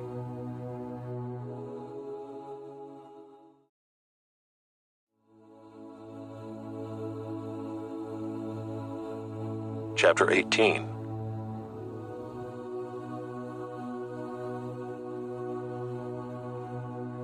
In the 3rd year of Hoshea, son of Elah, king of Israel, Hezekiah the son of Ahaz, king of Judah, began to reign. He was 25 years old when he began to reign, and he reigned 29 years in Jerusalem. His mother's name was Abi, the daughter of Zechariah. And he did what was right in the eyes of the Lord, according to all that David his father had done. He removed the high places and broke the pillars and cut down the Asherah. And he broke in pieces the bronze serpent that Moses had made, for until those days the people of Israel had made offerings to it. It was called Nehushtan. He trusted in the Lord, the God of Israel, so that there was none like him among all the kings of Judah after him, nor among those who were before him. For he held fast to the Lord. He did not depart from following him, but kept the commandments that the Lord commanded Moses. And the Lord was with him wherever he went out, he prospered. He rebelled against the king of Assyria and would not serve him. He struck down the Philistines as far as Gaza and its territory, from watchtower to fortified city. In the 4th year of King Hezekiah, which was the 7th year of Hoshea son of Elah, king of Israel, Shalmaneser king of Assyria came up against Samaria and besieged it. And at the end of 3 years he took it. In the 6th year of Hezekiah, which was the 9th year of Hoshea king of Israel, Samaria was taken. The king of Assyria carried the Israelites away to Assyria, and put them in Halah, and on the Habor, the river of Gozan, and in the cities of the Medes, because they did not obey the voice of the Lord their God, but transgressed his covenant, even all that Moses the servant of the Lord commanded. They neither listened nor obeyed. In the 14th year of King Hezekiah, Sennacherib king of Assyria came up against all the fortified cities of Judah and took them. And Hezekiah king of Judah sent to the king of Assyria at Lachish, saying, I have done wrong. Withdraw from me. Whatever you impose on me, I will bear. And the king of Assyria required of Hezekiah king of Judah 300 talents of silver and 30 talents of gold. And Hezekiah gave him all the silver that was found in the house of the Lord and in the treasuries of the king's house. At that time Hezekiah stripped the gold from the doors of the temple of the Lord, and from the doorposts that Hezekiah king of Judah had overlaid, and gave it to the king of Assyria. And the king of Assyria sent the Tartan, the Rabsaris, and the Rabshakeh with a great army from Lachish to King Hezekiah at Jerusalem. And they went up and came to Jerusalem. When they arrived, they came and stood by the conduit of the upper pool, which is on the highway to the washer's field. And when they called for the king, there came out to them Eliakim the son of Hilkiah, who was over the household, and Shebna the secretary, and Joah the son of Asaph the recorder. And the Rabshakeh said to them, Say to Hezekiah, Thus says the great king, the king of Assyria, On what do you rest this trust of yours? Do you think that mere words are strategy and power for war? In whom do you now trust, that you have rebelled against me? Behold, you are trusting now in Egypt, that broken reed of a staff, which will pierce the hand of any man who leans on it. Such is Pharaoh king of Egypt to all who trust in him. But if you say to me, We trust in the Lord our God, is it not he whose high places and altars Hezekiah has removed, saying to Judah and to Jerusalem, You shall worship before this altar in Jerusalem? Come now, make a wager with my master the king of Assyria. I will give you 2,000 horses, if you are able on your part to set riders on them. How then can you repulse a single captain among the least of my master's servants, when you trust in Egypt for chariots and for horsemen? Moreover, is it without the Lord that I have come up against this place to destroy it? The Lord said to me, Go up against this land and destroy it. Then Eliakim the son of Hilkiah and Shebna and Joah said to the Rabshakeh, Please speak to your servants in Aramaic, for we understand it. Do not speak to us in the language of Judah within the hearing of the people who are on the wall. But the Rabshakeh said to them, Has my master sent me to speak these words to your master and to you, and not to the men sitting on the wall, who are doomed with you to eat their own dung and to drink their own urine? Then the Rabshakeh stood and called out in a loud voice in the language of Judah, Hear the word of the great king, the king of Assyria. Thus says the king, Do not let Hezekiah deceive you, for he will not be able to deliver you out of my hand. Do not let Hezekiah make you trust in the Lord by saying, The Lord will surely deliver us, and this city will not be given into the hand of the king of Assyria. Do not listen to Hezekiah, for thus says the king of Assyria, Make your peace with me and come out to me. Then each one of you will eat of his own vine, and each one of his own fig tree, and each one of you will drink the water of his own cistern. until I come and take you away to a land like your own land, a land of grain and wine, a land of bread and vineyards, a land of olive trees and honey, that you may live and not die. And do not listen to Hezekiah when he misleads you by saying, 'The Lord will deliver us.' Has any of the gods of the nations ever delivered his land out of the hand of the king of Assyria? Where are the gods of Hamath and Arpad? Where are the gods of Sepharvaim, Hena, and Ivah? Have they delivered Samaria out of my hand? Who among all the gods of the lands have delivered their lands out of my hand, that the Lord should deliver Jerusalem out of my hand?" But the people were silent and answered him not a word, for the king's command was, "Do not answer him." Then Eliakim the son of Hilkiah, who was over the household, and Shebna the secretary, and Joah the son of Asaph the recorder, came to Hezekiah with their clothes torn, and told him the words of the Rabshakeh.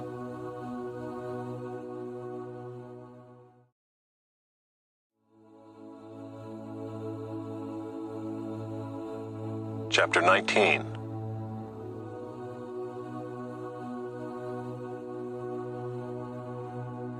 As soon as King Hezekiah heard it, he tore his clothes and covered himself with sackcloth, and went into the house of the Lord. And he sent Eliakim, who was over the household, and Shebna the secretary, and the senior priests, covered with sackcloth, to the prophet Isaiah the son of Amoz. They said to him, "Thus says Hezekiah, this day is a day of distress, of rebuke, and of disgrace. Children have come to the point of birth, and there is no strength to bring them forth. It may be that the Lord your God heard all the words of the Rabshakeh, whom his master the king of Assyria has sent to mock the living God, and will rebuke the words that the Lord your God has heard. Therefore lift up your prayer for the remnant that is left." When the servants of King Hezekiah came to Isaiah, Isaiah said to them, "Say to your master, Thus says the Lord, do not be afraid because of the words that you have heard, with which the servants of the king of Assyria have reviled me. Behold, I will put a spirit in him, so that he shall hear a rumor and return to his own land. And I will make him fall by the sword in his own land." The Rabshakeh returned and found the king of Assyria fighting against Libnah, for he heard that the king had left Lachish. Now the king heard concerning Tirhakah, king of Cush, "Behold, he has set out to fight against you." So he sent messengers again to Hezekiah, saying, "Thus shall you speak to Hezekiah, king of Judah. Do not let your God in whom you trust deceive you by promising that Jerusalem will not be given into the hand of the king of Assyria. Behold, you have heard what the kings of Assyria have done to all lands, devoting them to destruction. And shall you be delivered? Have the gods of the nations delivered them, the nations that my fathers destroyed, Gozan, Haran, Rezeph, and the people of Eden who were in Telassar? Where is the king of Hamath, the king of Arpad, the king of the city of Sepharvaim, the king of Hena, or the king of Ivah?" Hezekiah received the letter from the hand of the messengers and read it. And Hezekiah went up to the house of the Lord and spread it before the Lord. And Hezekiah prayed before the Lord and said, "O Lord, the God of Israel, enthroned above the cherubim, you are the God, you alone, of all the kingdoms of the earth. You have made heaven and earth. Incline your ear, O Lord, and hear. Open your eyes, O Lord, and see, and hear the words of Sennacherib, which he has sent to mock the living God. Truly, O Lord, the kings of Assyria have laid waste the nations and their lands, and have cast their gods into the fire, for they were not gods, but the work of men's hands, wood and stone. Therefore they were destroyed. So now, O Lord our God, save us, please, from his hand, that all the kingdoms of the earth may know that you, O Lord, are God alone." Then Isaiah the son of Amoz sent to Hezekiah, saying, "Thus says the Lord, the God of Israel, your prayer to me about Sennacherib, king of Assyria, I have heard.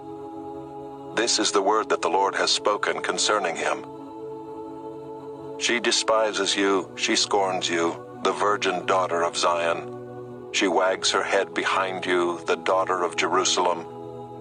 Whom have you mocked and reviled? Against whom have you raised your voice and lifted your eyes to the heights? Against the Holy One of Israel. By your messengers you have mocked the Lord, and you have said, With my many chariots I have gone up the heights of the mountains to the far recesses of Lebanon. I felled its tallest cedars, its choicest cypresses. I entered its farthest lodging place, its most fruitful forest. I dug wells and drank foreign waters, and I dried up with the sole of my foot all the streams of Egypt.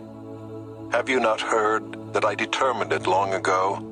I planned from days of old what now I bring to pass, that you should turn fortified cities into heaps of ruins, while their inhabitants, shorn of strength, are dismayed and confounded, and have become like plants of the field and like tender grass, like grass on the housetops, blighted before it is grown.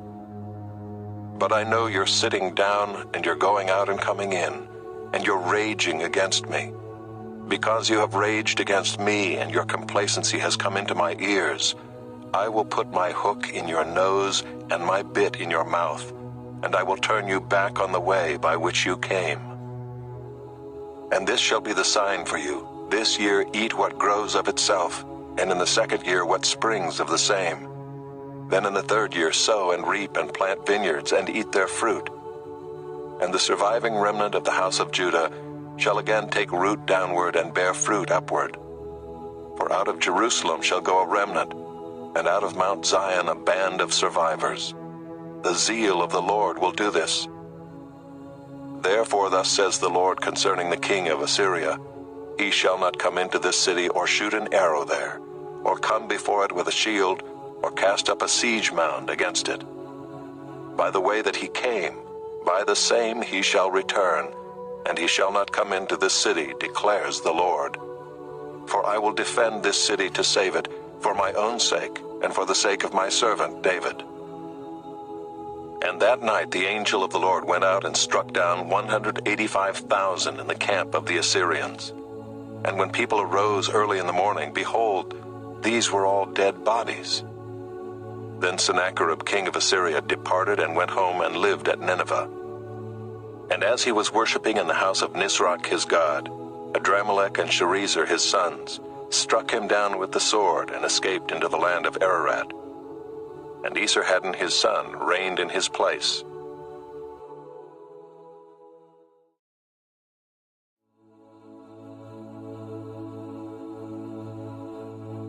Chapter 20.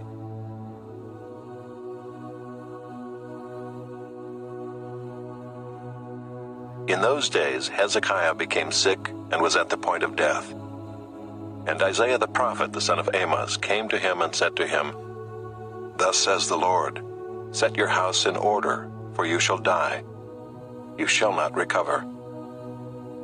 Then Hezekiah turned his face to the wall and prayed to the Lord, saying, Now, O Lord, please remember how I have walked before you in faithfulness and with a whole heart, and have done what is good in your sight. And Hezekiah wept bitterly. And before Isaiah had gone out of the middle court, the word of the Lord came to him.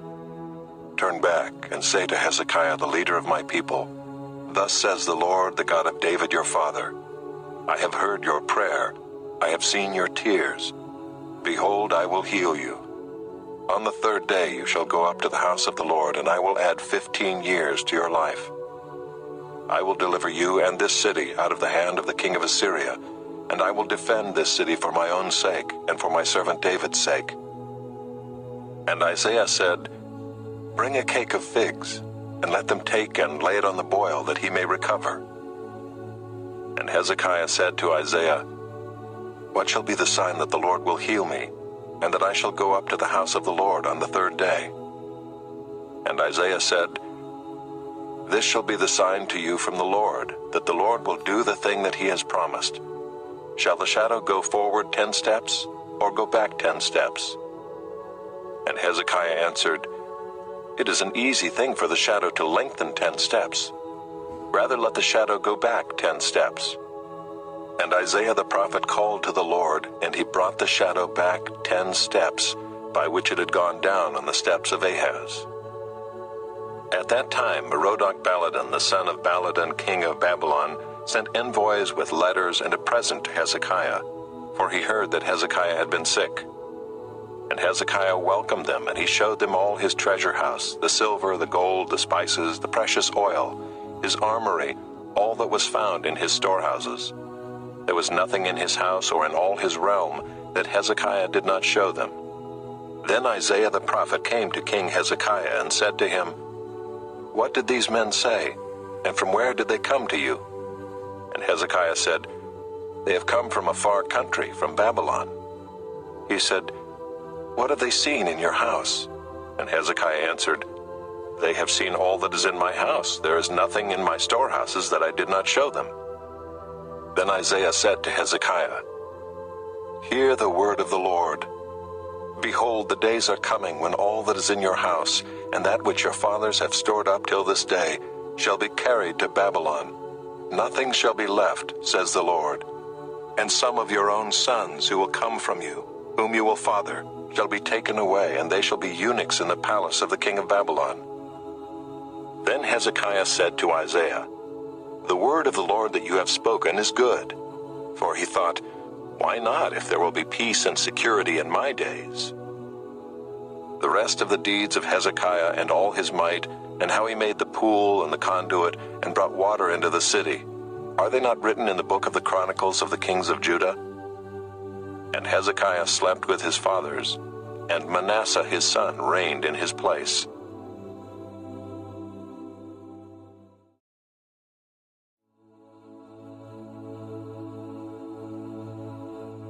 Chapter 21.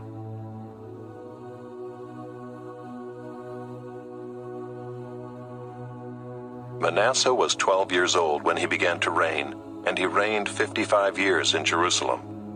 His mother's name was Hephzibah, and he did what was evil in the sight of the Lord, according to the despicable practices of the nations whom the Lord drove out before the people of Israel. For he rebuilt the high places that Hezekiah his father had destroyed, and he erected altars for Baal and made an Asherah, as Ahab king of Israel had done, and worshipped all the host of heaven and served them. And he built altars in the house of the Lord, of which the Lord had said, "In Jerusalem will I put my name." And he built altars for all the host of heaven in the two courts of the house of the Lord. And he burned his son as an offering, and used fortune-telling and omens, and dealt with mediums and with necromancers. He did much evil in the sight of the Lord, provoking him to anger. And the carved image of Asherah that he had made, he set in the house of which the Lord said to David and to Solomon his son, "In this house and in Jerusalem, which I have chosen out of all the tribes of Israel, I will put my name forever. And I will not cause the feet of Israel to wander any more out of the land that I gave to their fathers, if only they will be careful to do according to all that I have commanded them, and according to all the law that my servant Moses commanded them." But they did not listen, and Manasseh led them astray to do more evil than the nations had done whom the Lord destroyed before the people of Israel. And the Lord said by his servants the prophets, "Because Manasseh king of Judah has committed these abominations, and has done things more evil than all that the Amorites did who were before him, and has made Judah also to sin with his idols, therefore thus says the Lord, the God of Israel, Behold, I am bringing upon Jerusalem and Judah such disaster that the ears of everyone who hears of it will tingle. And I will stretch over Jerusalem the measuring line of Samaria, and the plumb line of the house of Ahab. And I will wipe Jerusalem as one wipes a dish, wiping it and turning it upside down. And I will forsake the remnant of my heritage and give them into the hand of their enemies, and they shall become a prey and a spoil to all their enemies, because they have done what is evil in my sight, and have provoked me to anger, since the day their fathers came out of Egypt, even to this day. Moreover, Manasseh shed very much innocent blood, till he had filled Jerusalem from one end to another, besides the sin that he made Judah to sin, so that they did what was evil in the sight of the Lord. Now the rest of the acts of Manasseh, and all that he did, and the sin that he committed, are they not written in the book of the Chronicles of the kings of Judah? And Manasseh slept with his fathers, and was buried in the garden of his house, in the garden of Uzzah, and Amon his son reigned in his place. Amon was 22 years old when he began to reign, and he reigned 2 years in Jerusalem. His mother's name was Meshullemeth, the daughter of Haruz of Jotbah. And he did what was evil in the sight of the Lord, as Manasseh his father had done. He walked in all the way in which his father walked, and served the idols that his father served, and worshipped them. He abandoned the Lord, the God of his fathers, and did not walk in the way of the Lord. And the servants of Ammon conspired against him, and put the king to death in his house. But the people of the land struck down all those who had conspired against King Ammon, and the people of the land made Josiah his son king in his place. Now the rest of the acts of Ammon that he did, are they not written in the book of the Chronicles of the kings of Judah?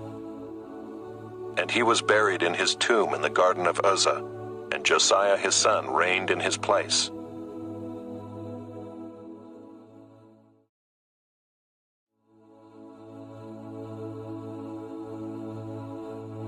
Chapter 22.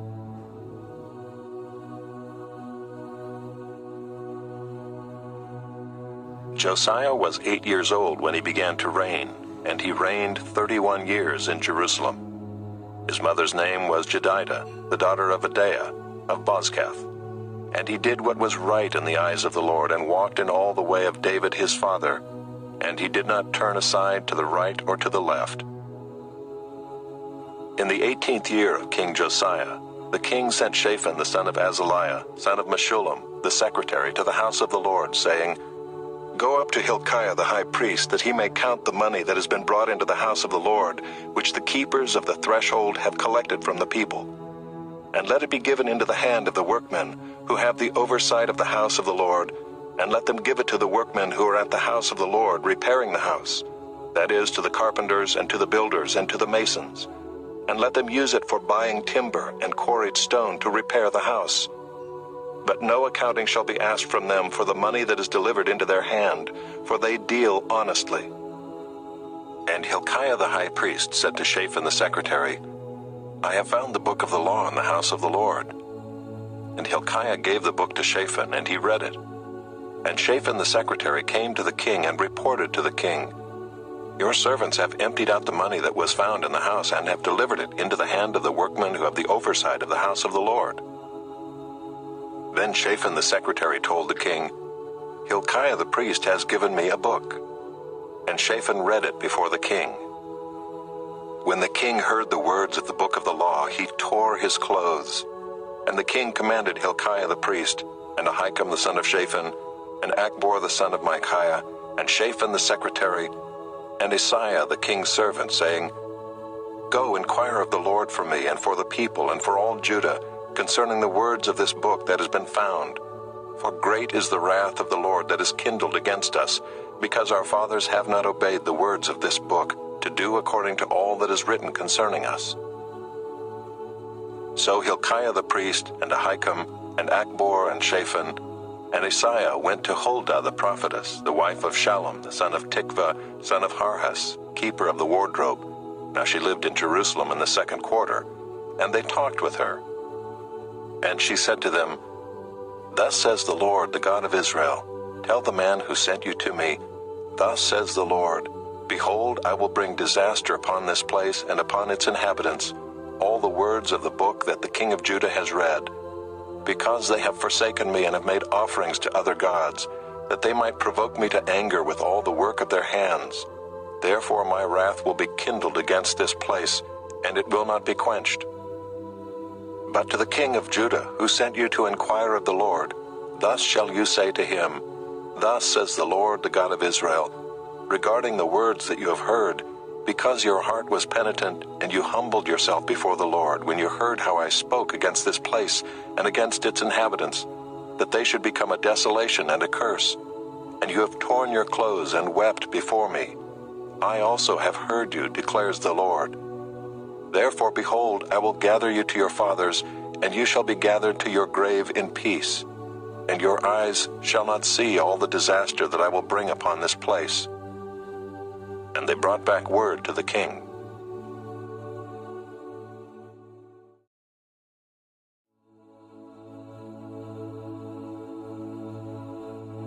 Chapter 23.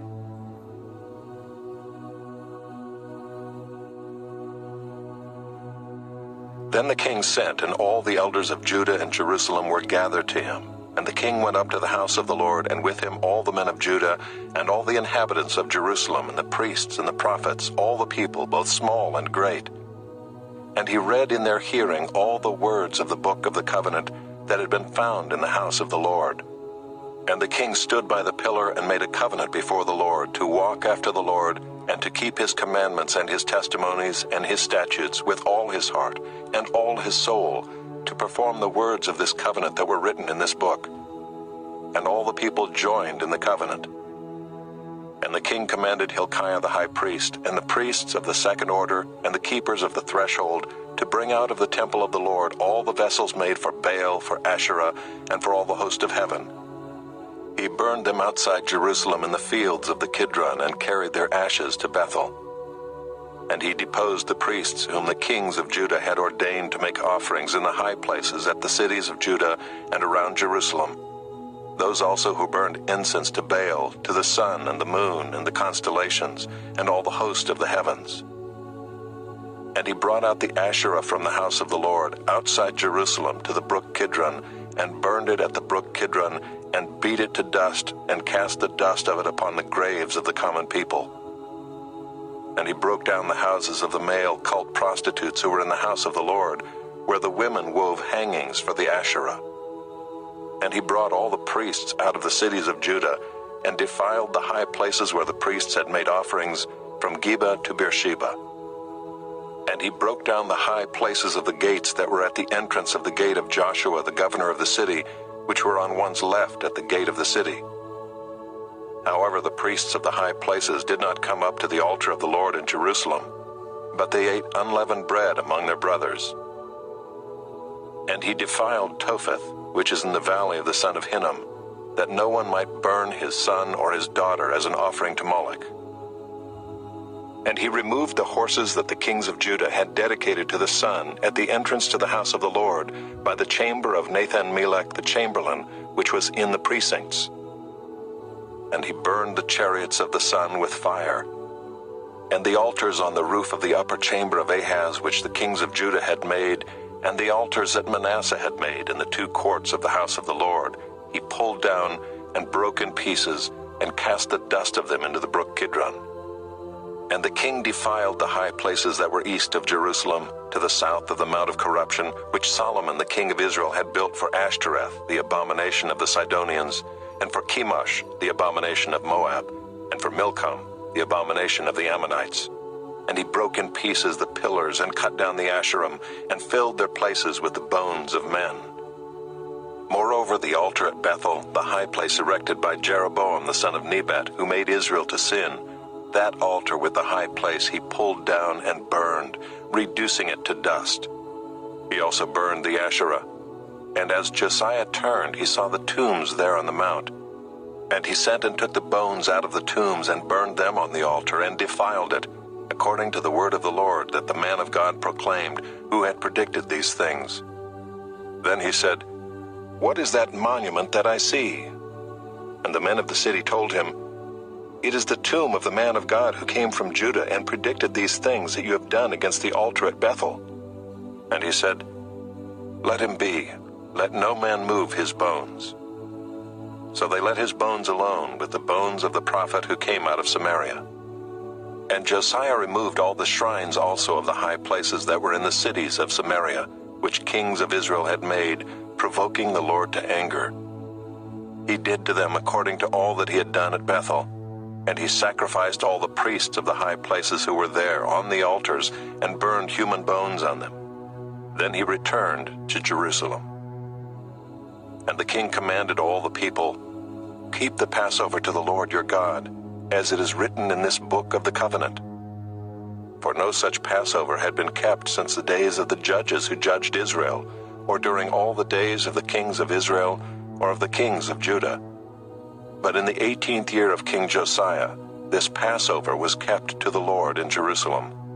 Moreover, Josiah put away the mediums and the necromancers and the household gods and the idols and all the abominations that were seen in the land of Judah and in Jerusalem, that he might establish the words of the law that were written in the book that Hilkiah the priest found in the house of the Lord.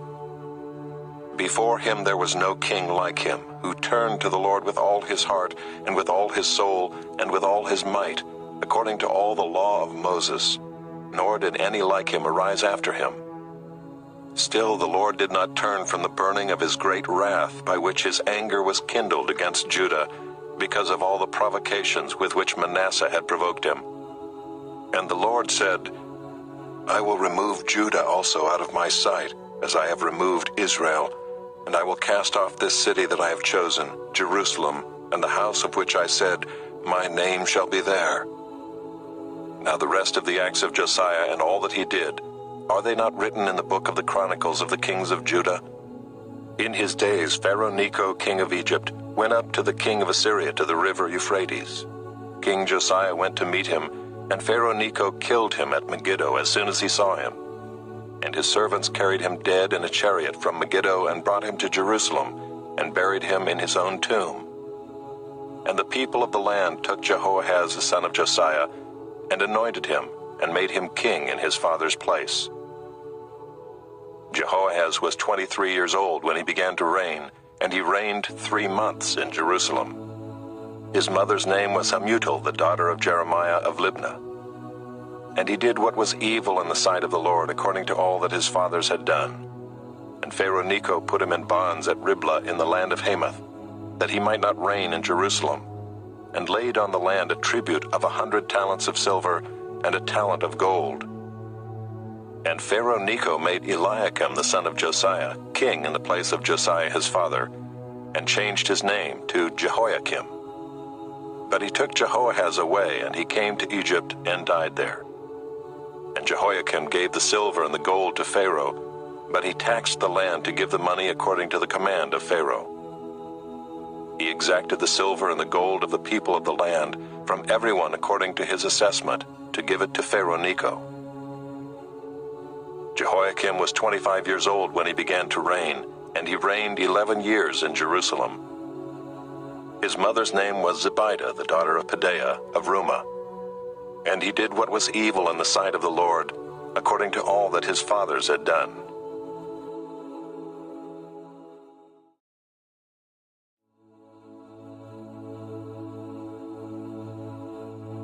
Chapter 24.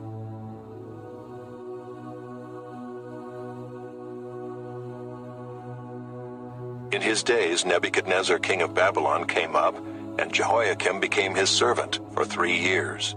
Then he turned and rebelled against him.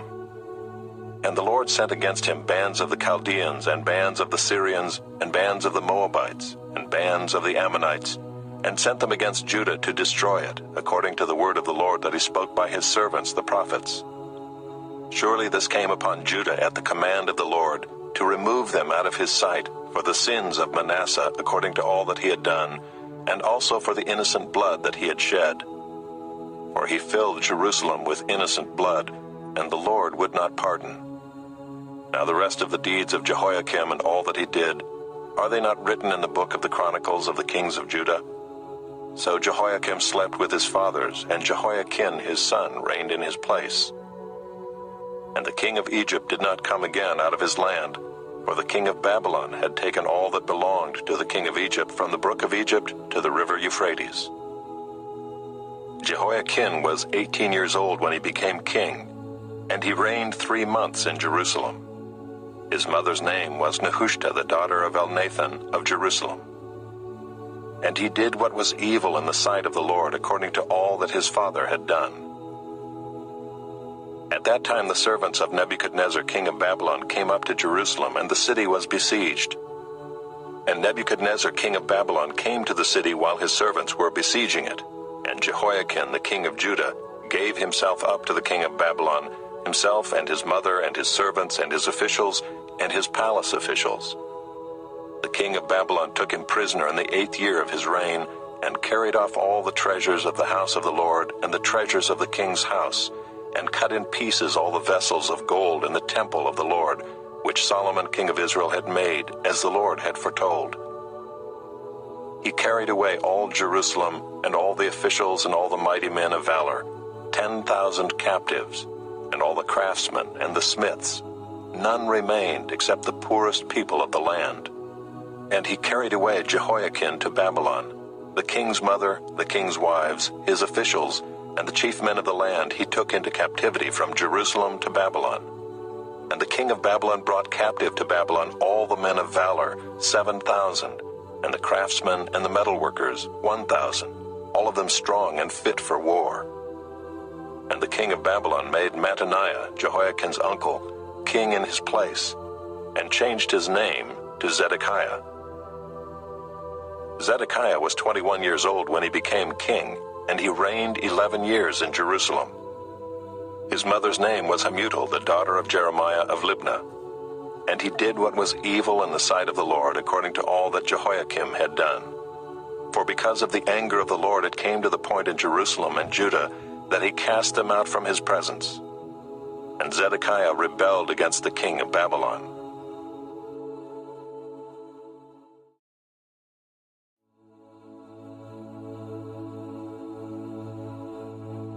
Chapter 25.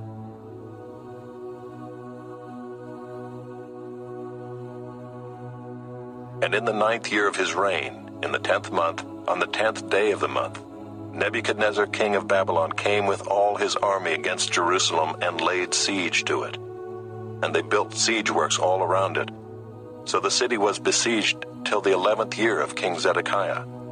On the 9th day of the 4th month, the famine was so severe in the city that there was no food for the people of the land. Then a breach was made in the city, and all the men of war fled by night by the way of the gate between the two walls by the king's garden. And the Chaldeans were around the city, and they went in the direction of the Arabah. But the army of the Chaldeans pursued the king and overtook him in the plains of Jericho, and all his army was scattered from him. Then they captured the king and brought him up to the king of Babylon at Riblah, and they passed sentence on him. They slaughtered the sons of Zedekiah before his eyes, and put out the eyes of Zedekiah, and bound him in chains, and took him to Babylon. In the 5th month, on the 7th day of the month, that was the 19th year of King Nebuchadnezzar, king of Babylon, Nebuzaradan, the captain of the bodyguard, a servant of the king of Babylon, came to Jerusalem. And he burned the house of the Lord and the king's house and all the houses of Jerusalem. Every great house he burned down. And all the army of the Chaldeans who were with the captain of the guard broke down the walls around Jerusalem. And the rest of the people who were left in the city and the deserters who had deserted to the king of Babylon, together with the rest of the multitude, Nebuzaradan, the captain of the guard, carried into exile. But the captain of the guard left some of the poorest of the land to be vine dressers and plowmen. And the pillars of bronze that were in the house of the Lord, and the stands and the bronze sea that were in the house of the Lord, the Chaldeans broke in pieces and carried the bronze to Babylon. And they took away the pots and the shovels and the snuffers and the dishes for incense and all the vessels of bronze used in the temple service, the fire pans also and the bowls. What was of gold the captain of the guard took away as gold, and what was of silver as silver. As for the 2 pillars, the one sea, and the stands that Solomon had made for the house of the Lord, the bronze of all these vessels was beyond weight. The height of the one pillar was 18 cubits, and on it was a capital of bronze. The height of the capital was 3 cubits. A latticework and pomegranates, all of bronze, were all around the capital. And the second pillar had the same with the latticework. And the captain of the guard took Seraiah the chief priest, and Zephaniah the second priest, and the 3 keepers of the threshold, and from the city he took an officer who had been in command of the men of war, and 5 men of the king's council who were found in the city, and the secretary of the commander of the army who mustered the people of the land, and 60 men of the people of the land who were found in the city. And Nebuzaradan, the captain of the guard, took them and brought them to the king of Babylon at Riblah. And the king of Babylon struck them down and put them to death at Riblah in the land of Hamath. So Judah was taken into exile out of its land. And over the people who remained in the land of Judah, whom Nebuchadnezzar king of Babylon had left, he appointed Gedaliah the son of Ahikam, son of Shaphan, governor. Now when all the captains and their men heard that the king of Babylon had appointed Gedaliah governor, they came with their men to Gedaliah at Mizpah, namely Ishmael the son of Nethaniah, and Johanan the son of Kareah, and Seraiah the son of Tanhumeth the Netophathite, and Jaazaniah the son of the Maachathite. And Gedaliah swore to them and their men, saying, Do not be afraid because of the Chaldean officials. Live in the land and serve the king of Babylon, and it shall be well with you. But in the 7th month, Ishmael the son of Nethaniah, son of Elishama, of the royal family, came with 10 men and struck down Gedaliah and put him to death along with the Jews and the Chaldeans who were with him at Mizpah. Then all the people, both small and great, and the captains of the forces arose and went to Egypt, for they were afraid of the Chaldeans. And in the 37th year of the exile of Jehoiakim king of Judah, in the 12th month, on the 27th day of the month, Evil-Merodach, king of Babylon, in the year that he began to reign, graciously freed Jehoiakim king of Judah from prison. And he spoke kindly to him and gave him a seat above the seats of the kings who were with him in Babylon. So Jehoiakim put off his prison garments, and every day of his life he dined regularly at the king's table, and for his allowance a regular allowance was given him by the king, according to his daily needs, as long as he lived.